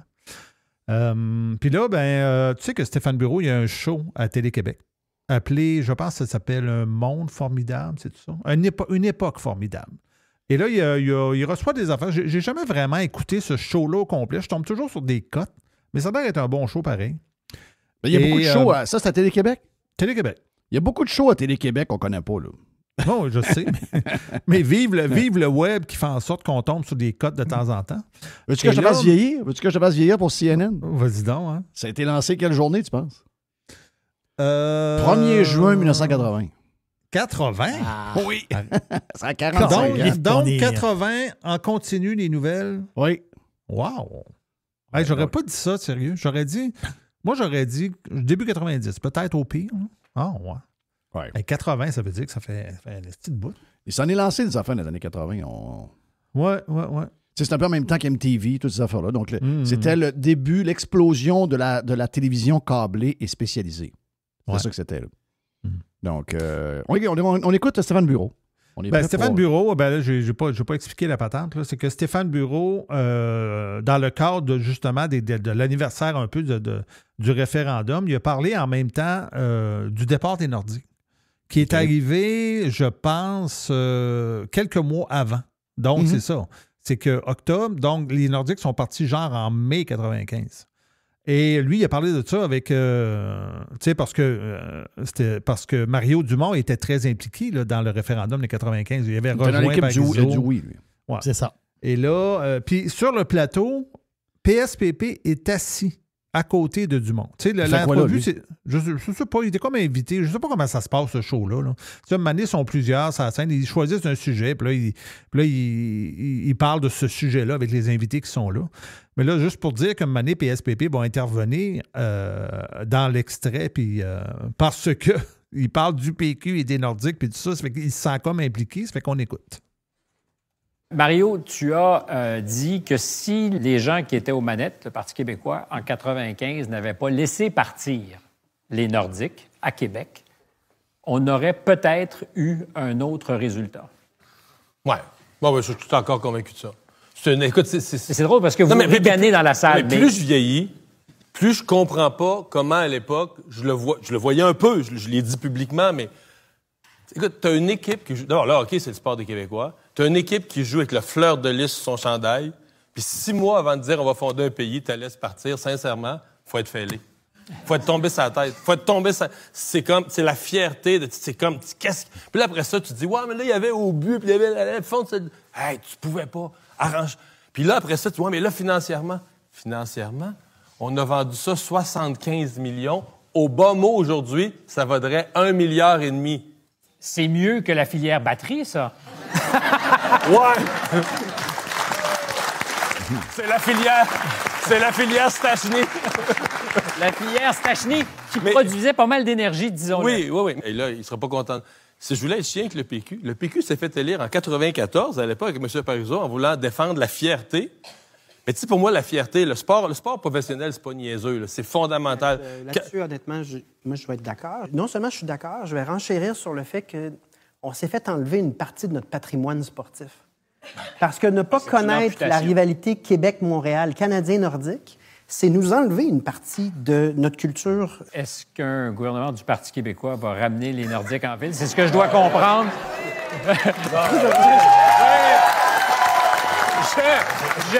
Paul Saint-Pierre Plamondon, ici, prête serment, les Québécois auront leur équipe.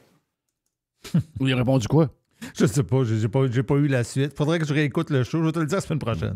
OK. Ben, je pense moi, pas je veux dire une affaire. Si je pense pas que c'est commun. Si, mettons, je suis dans un parti politique puis que je veux vendre le pays, ben, la première affaire que je fais, c'est que j'annonce...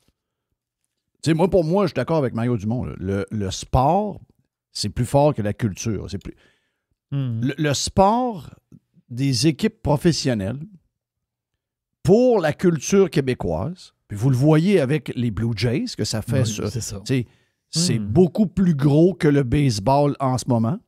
Les codes d'écoute sont quasiment égales au Canada des codes d'écoute des États-Unis. Donc, c'est plus gros que le baseball. Ça n'a pas de bon sens, ça n'a pas rapport. C'est juste une question d'identité canadienne. Les Canadiens se sentent reliés à cette équipe-là parce que sur l'oiseau, il y a une feuille d'érable. On peut dire que c'est cave, mais c'est ça que ça fait pareil. OK? C'est ça que ça fait. Que ce soit vrai ou pas vrai, c'est plus ou moins important. C'est ça que ça fait. Donc, c'est plus important que Ariane Moffat, là. C'est plus important que le gars même qui est décédé du cancer, le Carl, je sais pas trop quoi, que les gens québécois aimaient. Là. Je veux dire, la musique québécoise, ça a un impact, mais pas comme le Canadien et les Nordiques. Les expos, ça a eu un impact sur le Québec beaucoup plus gros que n'importe quelle tonne de beau dommage. Donc, si j'étais un leader du Parti québécois, si j'étais PSPP et que je suis élu puis que je veux partir un référendum, la première chose que j'annonce, c'est que le nouveau pays et le gouvernement va s'engager à ramener les Nordiques et s'engager à ramener les expos. Parce qu'à un moment donné, ça te prend un bout de fierté. Là. Tu sais, quand j'ai écouté le reportage sur les expos, la fin des expos, ce que j'ai vu, c'est pas le départ des expos. C'est le message au reste de l'Amérique que le Québec et Montréal étaient en déclin. Si tu veux vendre la fierté et bâtir un pays, la première chose que tu dois convaincre, c'est ton peuple et tu dois leur donner et envoyer un message clair qu'à partir de maintenant, on ne fait pas juste un pays. On bâtit quelque chose de gros où vous allez être fiers et vous allez avoir du fun. Ouais, mais on n'aura peut-être pas le moyen de le faire. Regarde, mettez de l'argent sur la dette. S'il y en a assez mis des crises de conneries, Bureau le dit. On a mis des milliards dans différents projets. On a perdu de l'argent avec des christiniaiseries. Ben, on n'est pas à 1 milliard près de pertes au Québec là, en ce moment. Là. Si j'étais... Moi, je ne le ferais pas. Je ne suis pas péquiste. Je ne suis pas PSPP. Puis je ne suis pas quelqu'un qui croit que l'État doit intervenir et mettre de l'argent là-dedans. Je vous dis ce que PSPP devrait faire. Pas moi. C'est pas moi qui le fais. Là. C'est ce que PSPP devrait faire. Parce que si il continue à qu'exclure et qu'à vouloir partir des guerres avec un peu tout le monde puis qu'on va s'isoler du reste du monde, il n'y a pas personne qui va embarquer dans ce projet-là.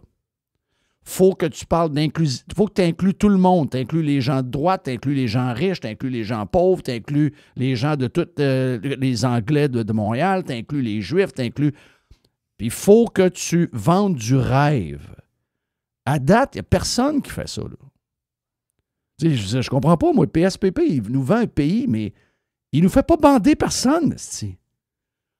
Faut que tu fasses bander le monde. C'est ça le rôle d'un leader qui veut bâtir un genre de pays de même. Et ça se passe. Là, c'est quoi qu'on va faire? Oh, ben, un Québec indépendant va donner plein d'argent aux artistes. Un Québec indépendant va donner telle affaire, il va protéger sa langue. Toutes les astis d'affaires plates. T'sais. Faire rêver le monde à un moment donné. Ben oui, c'est ça. Il faut que tu fasses rêver le monde. Il faut que tu fasses triper le monde. Qu'est-ce qu'on a d'autre à part ça, mon ami Mr. White dans la boîte? J'ai pas de cote là-dessus, mais Lionel Carman vient de quitter son poste de ministre, puis il quitte la CAQ. T'avais-tu entendu la nouvelle hier que sa fille, qui était médecin, avait dit qu'elle songeait à quitter le Québec? Oui. Fait qu'aujourd'hui, ça veut dire qu'il est d'accord avec sa fille. Ouais. Il ne fait pas juste démissionner. Là. Il quitte la CAQ, il devient ministre indépendant. Pas ministre indépendant, il devient député. Candidat, député indépendant. Wow! Wow! Quand même. Hein? Wow! J'aurais aimé ça qu'il y ait une couple qui fasse ça pendant la COVID. Ah oui. Ouais. Là, ça aurait changé toute la game. Ça touche sa fille. Exact. Sa fille, elle a dit « Si le gouvernement ne me permet pas de pratiquer librement, je n'aurai malheureusement d'autre choix que de quitter le Québec pour une autre province. » Et plusieurs collègues, tout aussi attachés au Québec, mais attirés par de meilleures conditions, en sont au même point. OK, je pose la question suivante. Est-ce qu'il quitte parce que sa fille vient de le mettre sur un hotspot ou il quitte parce qu'il va envoyer un finger à la CAQ puis il est du même bord que sa fille? Bon point. D'après moi, tu as des filles. D'après moi, il va prendre plus pour sa fille que pour son chef. Mm-hmm. Oh, oui, je sais.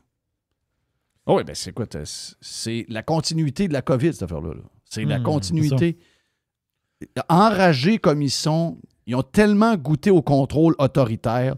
C'est drôle, hein, parce que quand on a entendu Jean Chrétien dans... Oh, OK, bon, c'est vrai, on est sur le live en ce moment. Et ça s'est fait dans le Prime, dans les radios Pirate News. Pour les gens qui n'ont pas entendu, tiens, on est dans on est dans le lab. Les gens qui on l'a fait entendre dans les radios Pirate News pour les gens sur le Prime. Mais là, vu qu'on est tout le monde, on va la rejouer parce qu'on l'a fait un peu plus tôt aujourd'hui. C'est spécial, pareil, ça. M. Chrétien, on voit des pertes d'emplois en Ontario, l'industrie de l'auto, ça va pas bien. Trump, il veut fabriquer ses autos, bon, on le sait tout ça. Est-ce que vous commencez à le trouver dangereux, le monsieur?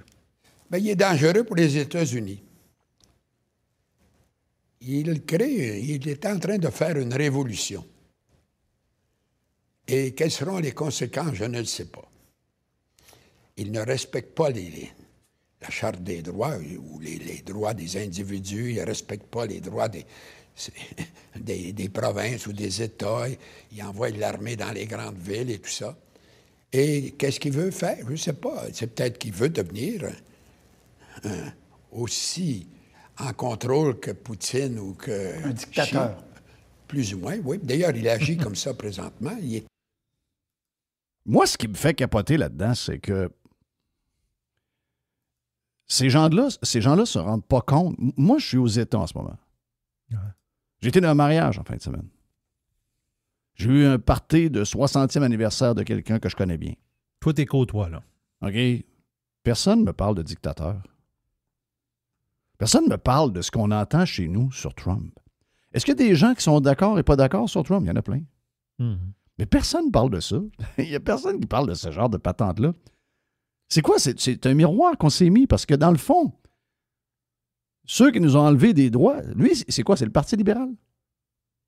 Il était premier ministre d'un parti qui s'appelle le Parti libéral. Mm-hmm. Après lui, ça a été d'autres, puis il y a eu, entre autres, à la fin de ça, il y a eu un gars qui s'appelle Justin Trudeau. Oui, c'est ça. Justin Trudeau, il a passé des lois liberticides pendant 2 ans et demi pour couper nos droits fondamentaux, fermer des entreprises. Il a fait un paquet d'affaires de même. Il y a des gens qui ont manifesté parce qu'il y avait plein de casse, parce que ça n'avait plus de bon sens, ça n'avait plus de rapport. On nous forçait même les gens à avoir une injection que certains ne voulaient pas avoir pour toutes sortes de raisons. On était prêt à passer par-dessus ces droits fondamentaux-là. On mettait des gens dehors. Si des gens manifestaient, on les arrêtait puis on gelait leur compte de banque. Oui. Puis je peux aller sur le gouvernement du Québec aussi. Dans son cas, à lui, c'est le Parti libéral du Canada. Mais je peux aller sur François Legault. François Legault. La CAQ, Dubé qui voulait mettre des infirmières dehors parce que les infirmières n'étaient pas vaccinées. Ouais. Il y a eu des politiques au Canada et au Québec de dictateurs. Là. Ça a été des politiques de dictateurs. Puis en passant, on s'est levé pour on a salué un nazi aussi en même période. Donc, voulez-vous nous crisser patience avec Trump et la dictature? Là? On peut-tu regarder dans notre propre carré de sable, je vais le faire? Parce que la loi sur les médecins, là, je sais qu'il y a plein de monde qui ne voit pas ça. Là. Oh, les médecins, ils n'ont pas appuyé pendant la COVID. Arrêtez, regardez plus loin que ça. C'est la continuité de la COVID. C'est le gouvernement autoritaire qui veut enlever des droits fondamentaux. Puis, by the way, tu n'auras pas de médecin. Si tu n'en avais pas là, tu en auras encore moins demain matin. Wake up. Puis, focus. Puis, be wise. C'est ça qu'on a en ce moment-là. On a un gouvernement autoritaire qui a goûté. Je l'ai dit, moi. C'est moi qui ai pris la première fois que quelqu'un vous a entendu ça, c'est moi. Il y a quelques années, je vous ai dit, ce gouvernement-là et cette machine-là, donc ça veut dire qu'à partir de maintenant, peu importe le parti au pouvoir, une fois que la COVID est arrivée, les droits que nous ont enlevés, la manière de gérer avec des... Comment est-ce que c'était quoi déjà l'histoire? Là? Des décrets. Des décrets qui nous enlevaient tous les droits, puis toutes les patentes de l'Assemblée nationale, puis toute la démocratie se tassait, OK? Là, on avait une dictature qui menait. Une fois que le gouvernement et la machine a goûté à ça, que ce soit la CAQ ou les autres qui vont suivre, quand un chien a mordu et a goûté au sang, il n'y a plus rien à faire. Il va toujours s'en souvenir. Il va toujours s'en souvenir. C'est ça. Mais c'est ça qui est arrivé. Et dans l'histoire des médecins, pour le monde qui ne comprenne pas, parce que des fois, on ne comprend rien, ben c'est ça qui est arrivé. C'est la continuité qu'ils utilisent pour les médecins, qu'ils ont fait avec tout le monde pendant la COVID. « Ah, mais c'est pas grave, les médecins étaient avec eux autres. Regarde, l'arroseur arrosé. OK, mais tu n'auras pas de médecin pour t'opérer. Puis deuxièmement, quand ça va être fini avec les médecins, ça va être probablement ta gang à toi pour d'autres choses, où il va y avoir d'autres règles qui vont encore diminuer ta liberté. Où le gouvernement va de plus en plus montrer son côté autoritaire. Calif! Ouais, c'est Trump le dangereux. Es-tu bonne, est-ce que c'est Trump le dangereux. Qu'est-ce que c'est ça? What the fuck? Trump le dangereux. Mais c'est chez nous, les dictateurs. Pas à Washington. Ils envoient l'armée dans... OK, on est obligés de prendre l'armée, nous autres. L'armée, on l'a envoyé dans les CHSLD parce qu'on n'était plus capable de s'occuper de nos vieux puis que personne ne faisait rien. Alors, on l'a eu, l'armée. On se voit pas pareil. Hein? Non, on se voit pas. On se voit pas. Mais non, mais c'est l'histoire de Trump, c'est de la maladie mentale. Non, c'est de la maladie mentale. C'est carrément de la maladie mentale. C'est le Trump Derangement Syndrome pour vrai. Ça existe. Là. Chrétien, là. Mais c'était pas la première fois. Si on veut continuer là-dessus, c'était pas la première fois que Chrétien parlait de Trump parce que cet été, durant son... Tu sais, il y a un tournoi de golf à Shawinigan à chaque année, je pense, Chrétien. Oui. Bon. Puis là, ils l'ont interrogé parce qu'il en profite pendant qu'il est là. Puis le gars de Cogeco, il a fait une entrevue avec. Puis à la fin de l'entrevue, il parle de Trump. Okay. Et Chrétien, ben, il a dit à ce moment-là ce qu'il pensait de Trump. Monsieur Chrétien, je vous remercie d'avoir pris le temps de nous jaser. La prochaine fois, je vous parlerai des tarifs de Donald Trump puis des libéraux, mais ça, on se gardera ça pour un autre contexte. Écoutez, Donald Trump, aux États-Unis, il l'appelle taco. Oui. Hein? Il dit, ça veut dire Trump, always chicken out. Oui. Or, un taco ici, vous savez quoi? C'est un vieux char qui est pas bon. Alors, ça s'applique dans son cas. Ouais. Monsieur Chrétien, je vous remercie d'être venu nous voir, puis je vous souhaite une belle journée à vous. OK, ouais. Avec 8-9 de moins d'exportation vers les États-Unis, un taux de chômage de 15 chez les jeunes, un endettement sans précédent, la Banque centrale canadienne, la banque qui nous dit hier en baissant les taux, vous allez devoir maintenant vous attendre à vivre plus humblement. Oui. Puis, y a-tu un taco? Y a-tu chicken out? Ouais, comment il va ton taco? Ouais, mais est-ce qu'il va le chicken out? Il chicken du temps que ça? C'est qui le chicken? On a des irresponsables qui nous mènent. Ouais. C'est des estis de pioui, c'est ça qu'on voit là. Ils sont zéro calibre mondial, là. C'est le CF Montréal contre l'équipe de Miami avec Messi. Messi. C'est exactement la même affaire, là. C'est le CF Montréal contre le Galaxy à Los Angeles. Là. C'est ça. Pas de taille. Là. Pas de taille. Pas de calibre. Pas de calibre. Triste pareil. Qu'est-ce qu'on a d'autre à part ça? On s'en va vers la politique municipale, mon ami Mr. White. Oui, parce que quand on parle politique municipale, on parle de Olivier Primo. Si, quand même. Parce qu'Olivier Primo, à un moment donné, il décide, pendant une certaine période, je fais des podcasts. Oui, c'est ça, il n'est pas régulier. Non, il n'est pas régulier. Ça fait que là, mais étant, regarde. Moi, je suis d'accord avec ça parce qu'il a tout parlé, lui, au candidat Olivier de Québec. Primo, j'ai écouté une coupe de patentes, puis je ne suis pas un anti-Olivier, là. Ces histoires de poutine, j'en ai plus rien à colisser. Moi, du monde qui mange des poutines et qui me disent avec des scores, j'étais écœuré d'entendre ça. Mais il fait ce qu'il veut, c'est sa tasse de thé à lui. Je ne sais pas quelle équipe il est. Je pense qu'il est de dire que Éric Duhem est d'extrême droite, le gars est mêlé, pas à peu près. Beaucoup de monde pense que c'est un gars qui devrait être officiellement dans notre gang. Moi, je ne suis pas fermé à ça. Mais quand j'écoute ses entrevues, c'est certainement un bon gars d'affaires, c'est certainement un gars qui a des super idées. Mais quand j'écoute ses entrevues, je me rends compte que Olivier Primo, malgré son âge, malgré sa richesse, malgré son intellect, c'est un gars intelligent, il est quand même très daumier. Ouais. Il est moins politisé. On peut-tu dire ça qu'il est moins... Ouais. On pense qu'il est très politisé. Mais non, il n'est pas politisé, zéro. Il y a des affaires de base qu'il ne connaît pas. Il n'est pas tant informé. Il ne lit pas tant les programmes, on a l'impression. Puis, sauf que quand il rencontre, mettons, des candidats... Quand il va être à la retraite, il va écouter LCN de la journée sur le mur. Ouais, d'après moi, il le fait malheureusement déjà. Oui, peut-être possible. Fait que là, il a reçu Gilbert Thibodeau, parce que Gilbert Thibodeau, on l'aime bien. Là. Gilbert va finir deuxième à la mairie de Montréal. Ben ça, prédiction de Jeff. Tu m'as surpris quand tu as dit ça, puis peut-être. En avant de Rabouin. Oui, pas bon, lui. Ça n'a pas de l'air bon. Ça n'a pas de l'air fort, Rabouin. Et là, dans ce segment-là, tu vas entendre Gilbert Thibodeau, puis comment... Tu sais, quand tu entends ce bout-là, tu dis comment tu peux être contre ce gars-là, tu sais? Tu sais, moi, dans ma tête à moi, quand j'entends parler Gilbert... Gilbert, c'est de loin le meilleur. De loin le meilleur. Il me fait penser à certains de mes oncles, mais dans le positif de la chose. T'sais. Je vais vous dire une affaire, là. OK? J'ai pas entendu tous les candidats à travers le Québec. Mais de ceux qu'on a entendus, des campagnes qu'on s'est intéressés, là. Montréal, Québec, tu sais, on a fait beaucoup de tours de quelques places qui étaient des places un peu plus spectaculaires. Le meilleur candidat de tout ce que j'ai entendu au Québec, j'ai pas entendu M. Lévesque à Shawinigan, je vais le dire. Ben, par contre, on le connaît. Là, mais on le connaît, tu sais. Mais de ceux que j'ai entendus pendant la campagne, le meilleur, c'était Thibodeau. Le meilleur. J'ai parlé, on a fait un podcast avec, j'ai écouté d'autres affaires avec, je l'ai vu dans certains.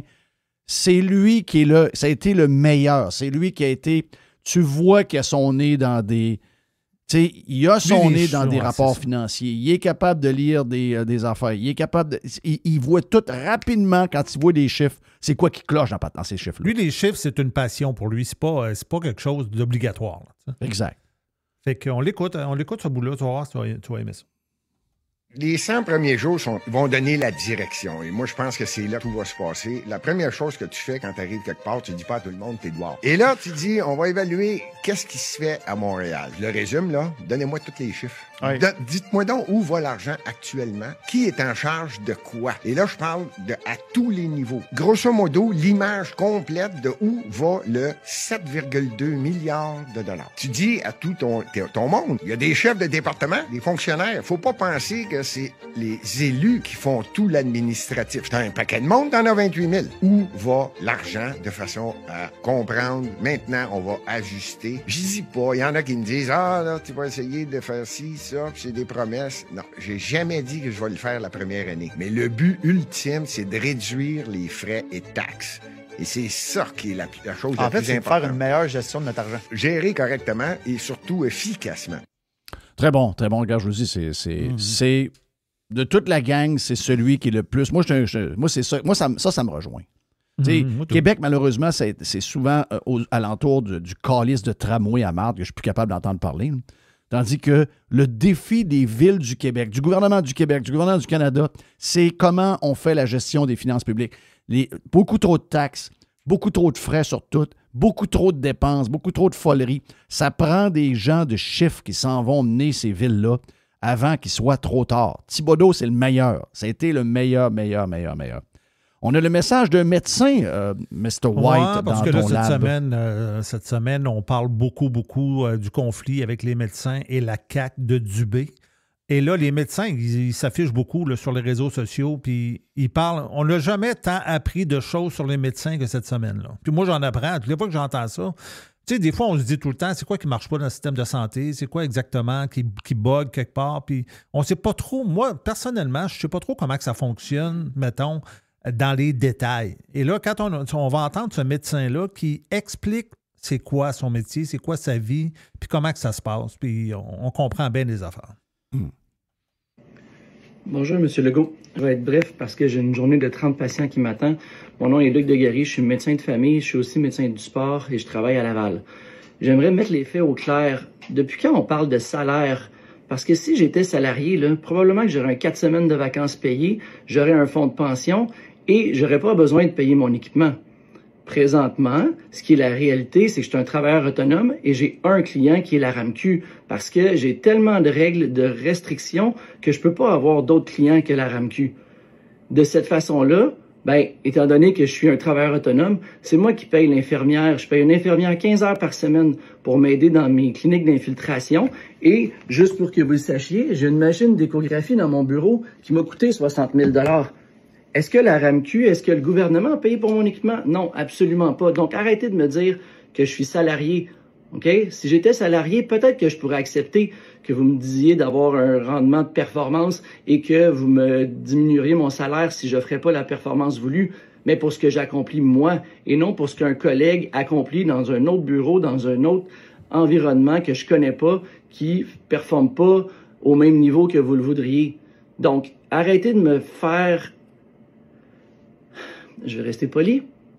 Arrêtez de me dire que je fais pas mon travail puis que vous voulez des performances sans m'offrir les services et les ressources dont j'ai besoin.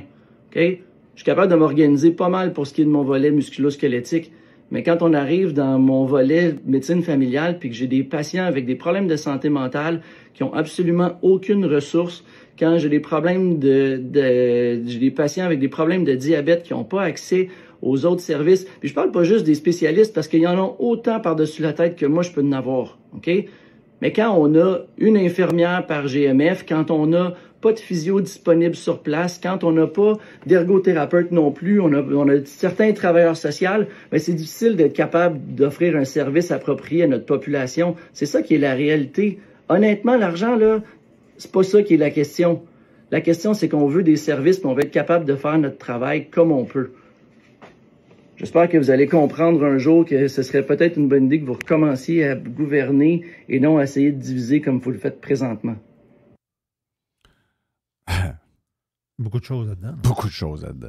Oui. Mais regarde, François Legault et Dubé. Surtout Dubé. Dubé s'en calisse totalement. Mais tu sais, quand tu as un régime socialiste, c'est du mur à mur. C'est ça l'affaire. C'est que c'est lui. Là, il dit, lui, je me fais taper ses doigts. Il dit, moi, je travaille. Là. Je travaille en tabarouette. Là. Mais tu me dis que je travaille pas. Je travaille, moi. Je travaille beaucoup. Cette semaine, il y en a qui disent, là, il devrait être syndiqué. Il devrait être, le monde disait ça. Il devrait pas être travailleur autonome. Ils ont juste un client, eux autres. Ils devraient être salariés. Puis on devrait les gérer en salarié. Non, moi, je veux pas les avoir salariés. Moi, je veux pas les avoir salariés. Je veux pas les payer 300 000 puis que finalement, on paye l'infirmière puis qu'on paye ci puis qu'on paye ça. Et qu'on s'occupe de leur fonds de pension. Je veux rien savoir. Parce que vous dites les fonds de pension, les vacances, les ci, les ça, les avantages sociaux. Mais non, Chris, on veut pas ça. On veut qu'il y ait de moins en moins d'employés de l'État. On veut pas qu'il y en ait de plus en plus. Mais non, c'est des fois, les gens de droite me virent à l'envers. C'est que je comprends pas. On veut pas plus d'employés de l'État, on en veut moins. On en veut plus de gens qui sont des sous-traitants de l'État que des employés. Ça coûte cher des calices d'employés. Si vous avez une business, vous savez de quoi je parle. Ça coûte cher. Là. Pas juste le salaire, tout le reste alentour. Oh. Mais l'histoire là, de... ton salaire va être en fonction de quelqu'un que tu connais pas. Ça, c'est quand même assez saucé. Là. Ça, c'est vraiment saucé. Là. S'entends-tu que c'est du communisme pur et dur? Voyons, c'ti. Voyons, c'est... ouais, ben là, vu que tu as eu plus de temps sur la première ligne, c'est normal que tu aies compté 46 buts. On va en donner 7 à Dak. Bon, oui. OK. Dak n'a pas grand-chose cette année, mais on va y en donner. À Gallagher. Donc, finalement, tu vas finir à 29 buts. OK? Donc, on t'en enlève une vingtaine. On met ça sur la fiche de Dak. Ouais, exact. Tu sais, on va distribuer, on va tout rebalancer les statistiques. Puis quand tu vas venir négocier, ben, ce ne sera plus un compteur de 49 buts, tu es un compteur de 26 buts. Arrête. C'est ça pareil, maudit communiste.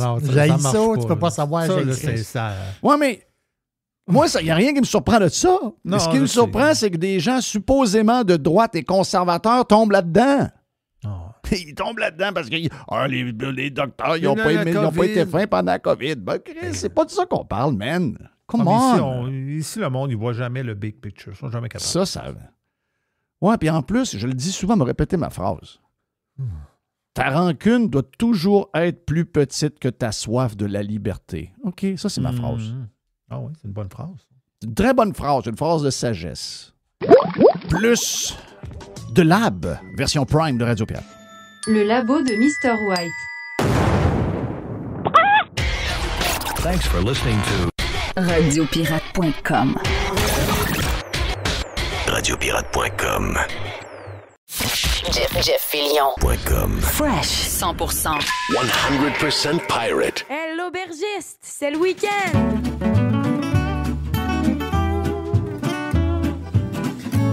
Oui, j'ai soif. Bing, bing. L'aubergiste. We love the weekend and everybody is working for the weekend. C'est ce que nous disait Mike Reno, Paul Dean et tous les boys de Loverboy. Donc. Mais il y a pas de vrai là-dedans, pareil. Il y a du vrai là-dedans. Ben oui, il y a du vrai. Ben oui, moi, je viens du Saguenay. On est réputé pour ça. Je ne sais pas si c'est encore le cas aujourd'hui. Mais dans le temps, on vivait pour la fin de semaine. La semaine, c'était lundi, mardi, mercredi. Puis encore là, le mercredi, c'était pas mal le début de la fin de semaine. Donc, qu'est-ce que tu as de prévu pour la fin de semaine? Tu sais, dans les bureaux, là, quand tu arrives au café, qu'est-ce que tu as de prévu pour la fin de semaine? Mais là, pourquoi on parle de ça? On est lundi. C'est-à-dire, on arrive la fin de semaine. Ouais, mais qu'est-ce que tu as de prévu? C'est de même. C'est ça. La fin de semaine, c'est le fun. Regarde, moi, la toune de Loverboy, là, ça a tellement été un hymne pour moi. Là, c'est tellement un gars de fin de semaine. J'adore la fin de semaine. J'adore. Et moi, imagine moi qui n'ai jamais eu de fin de semaine de ma vie. Et là, depuis que je travaille avec toi, j'ai une fin de semaine. Imagine-toi. Moi, j'avais jamais connu ça, moi, une fin de semaine. Non, tu travaillais à fin de semaine. C'est ça. Pour moi, ça... Là, j'aime ça en crier la fin de semaine. Ben oui. Qu'est-ce que tu as comme vin pour partir le week-end? Oui. On s'en va dans une place... une place dans le monde tout à fait extraordinaire. Une place... Politiquement, c'est difficile. Du point de vue, autrement dit, géopolitique, c'est une place difficile. Mais pour le vin, c'est un spot tout à fait incroyable, vraiment, vraiment incroyable. Et ceux qui ont passé par là, ils n'en reviennent pas. Là. Je veux dire, ce coin-là du monde est extraordinaire. Donc, on s'en va au Liban. Pensez à ça. Là. On s'en va au Liban et on parle de la région précise, on s'en va dans la vallée de Beka. Donc, si on se fait, mettons, on regarde la carte, là, OK, en gros. Et tu as Israël, au nord, tu as le Liban. Beyrouth, c'est sur le bord de la mer. Et quand tu arrives à Beyrouth, qui est la capitale du Liban, tu fais à peu près 80 km, 90 km dans les terres. Et là, tu rentres dans une place... dans une grande plaine agricole. Et c'est là, c'est le grenier, en fin de compte, il y a tout. Là. Ça veut dire les fruits, les légumes, c'est une place de toute beauté, vraiment. Là. C'est un spot incroyable. Et beaucoup de vignobles. T'sais, on parle de 84 wineries qui sont dans la vallée de Beka. C'est fou, là. Et là-dedans, il y a des places très reconnues, là, pour vrai. Là. C'est Château Kessara, le château Kefraya, le domaine des Tourelles. Ça, c'est des noms là, internationaux là, de vins. Et Château Saint-Thomas, bien, justement, c'est de ce vin-là que je veux vous parler. On parle du vin, mais en réalité, c'est plusieurs vins. Ici, la SAQ, ils se sont donnés à peine. Il y a plusieurs vins du Château Saint-Thomas à la SAQ présentement. Et parce que ce coin-là du monde, c'est spécial parce que dans les temps très, très anciens, avant Jésus-Christ, il se produisait du vin dans ce coin-là. Et là, avec l'arrivée plus tard, dans le temps, on parle et avec l'arrivée de l'Empire ottoman, et la production a arrêté. Il n'y avait plus de vin, parce que tu veux dire, l'alcool est illégal et était illégal pendant des centaines d'années, si on peut dire. Et au 19e siècle, au début du 19e siècle, les Jésuites qui étaient installés là-bas, au Liban, ont reparti, puis ils ont dit, un peu, là. Le spot ici, là, on peut faire quelque chose de bien. Puis les Jésuites, parce que le Liban, il faut se mettre dans le contexte, 40% du Liban, c'est chrétien. Donc, c'est-à-dire, ça a toujours été, c'est 60-40 à peu près, le Liban musulman chrétien. Donc, c'est un pays qui a toujours été, il y a eu toujours une mixité, mais justement, les Jésuites, ils ont reparti à patente et il y a plusieurs années, puis ça a donné, parce qu'ils se sont aperçus que les terres étaient superbes. Donc, le château Saint-Thomas, lui, il est dans les wineries, c'est une des plus récentes. Il y a eu énormément d'investissements. Tu veux pas, à un moment donné, ils ont dit, ah oui, il y a des terres là, telle affaire, telle affaire. En 1995, c'est une famille d'investisseurs du monde avec beaucoup de fricots, des Libanais avec beaucoup de cash, qui ont parti. Donc, le papa, la maman, les enfants, le cash. Les autres, ils ont parti une winery fantastique, Château Saint-Thomas. Aujourd'hui, c'est les 3 filles et le fiston, donc c'est 4 enfants, 3 filles et un gars qui runnent la patente. Les parents sont encore vivants, mais c'est les jeunes qui runnent la place. Et qui dit Liban, dit vin abordable. Ça veut dire que la main-d'œuvre là-bas est moins chère, les terres doivent être moins chères, etc. Puis, tu veux dire, ils ne vont pas payer beaucoup pour de la publicité. Ça veut dire vraiment eux autres, parce que la production aussi est petite. On s'entend-tu qu'on n'est pas dans la production de la France, de l'Italie, de l'Espagne, des États-Unis, etc. À parté, j'ai hâte en mots de dire que le vin américain revienne ses tablettes. Mais les Libanais, l'expertise, beaucoup d'expertise des Français là-bas. Donc, ça fait du stock tout à fait extraordinaire. Puis quand on parle de Pinot Noir qui est un cépage purement français, les Pinots Noirs, moi, je suis un fan des vins de la Willamette Valley, dans l'Oregon, Pinot Noir. Les Pinots Noirs de Bourgogne, ça fait partie possiblement les meilleurs vins au monde. Overall, okay, des bouteilles, des Romanée Conti, puis les patentes. Là.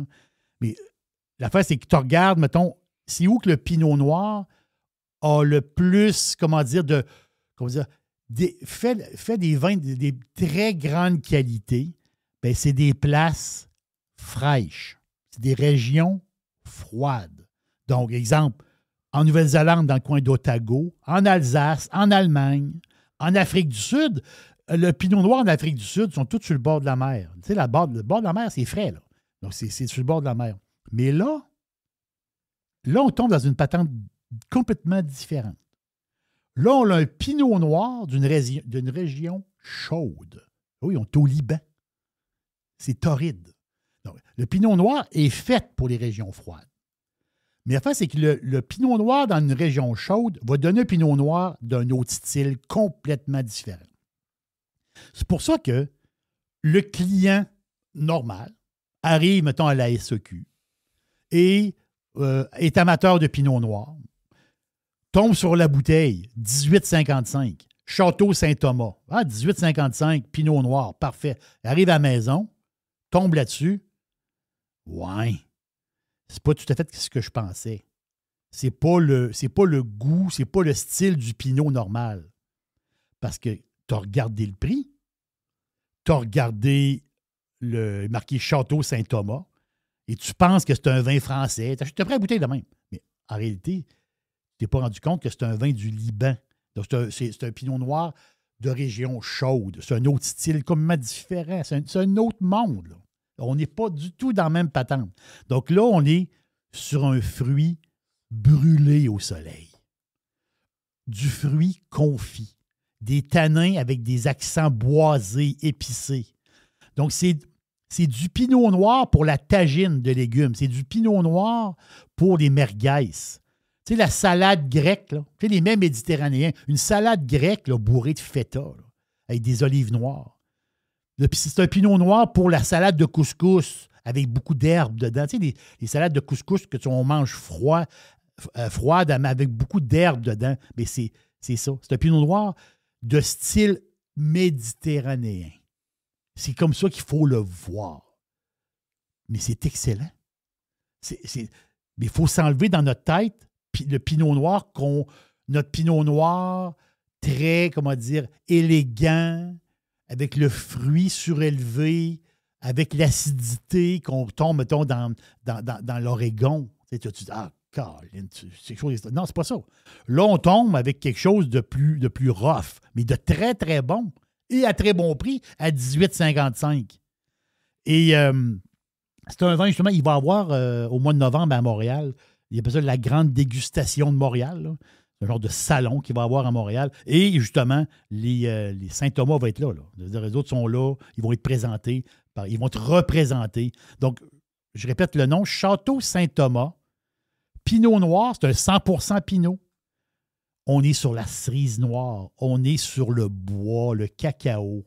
Et oui, dans le fond, il y a un style Pinot Noir, mais on n'est pas dans ce qu'on connaît normalement. 13% alcool, 2,8 grammes de sucre au litre. C'est extraordinaire. C'est vraiment, vraiment, vraiment bon. Moi, j'adore ça. C'est pas cher, mais il faut comprendre le style. Il faut comprendre le style de la chaleur, du sud, de la Méditerranée. C'est ça, il faut se mettre dans notre tête. Et si vous sortez justement de la bouffe, des olives noires, les tagines, les merguez, les patentes, les salades avec de couscous. Vous allez triper, là. Moi, j'adore ça. Château Saint-Thomas, Pinot Noir, un style complètement différent, mais pour les fans de vino, c'est une belle expérience. Ben, ça lance le week-end en plus. Donc, yes, petit Pinot Noir qui lance le week-end. Bon football, bon baseball, bon, peu importe ce que vous écoutez, regarde, amusez-vous. Du bon temps également, puis elbows up. Hey, l'aubergiste, c'est le week-end!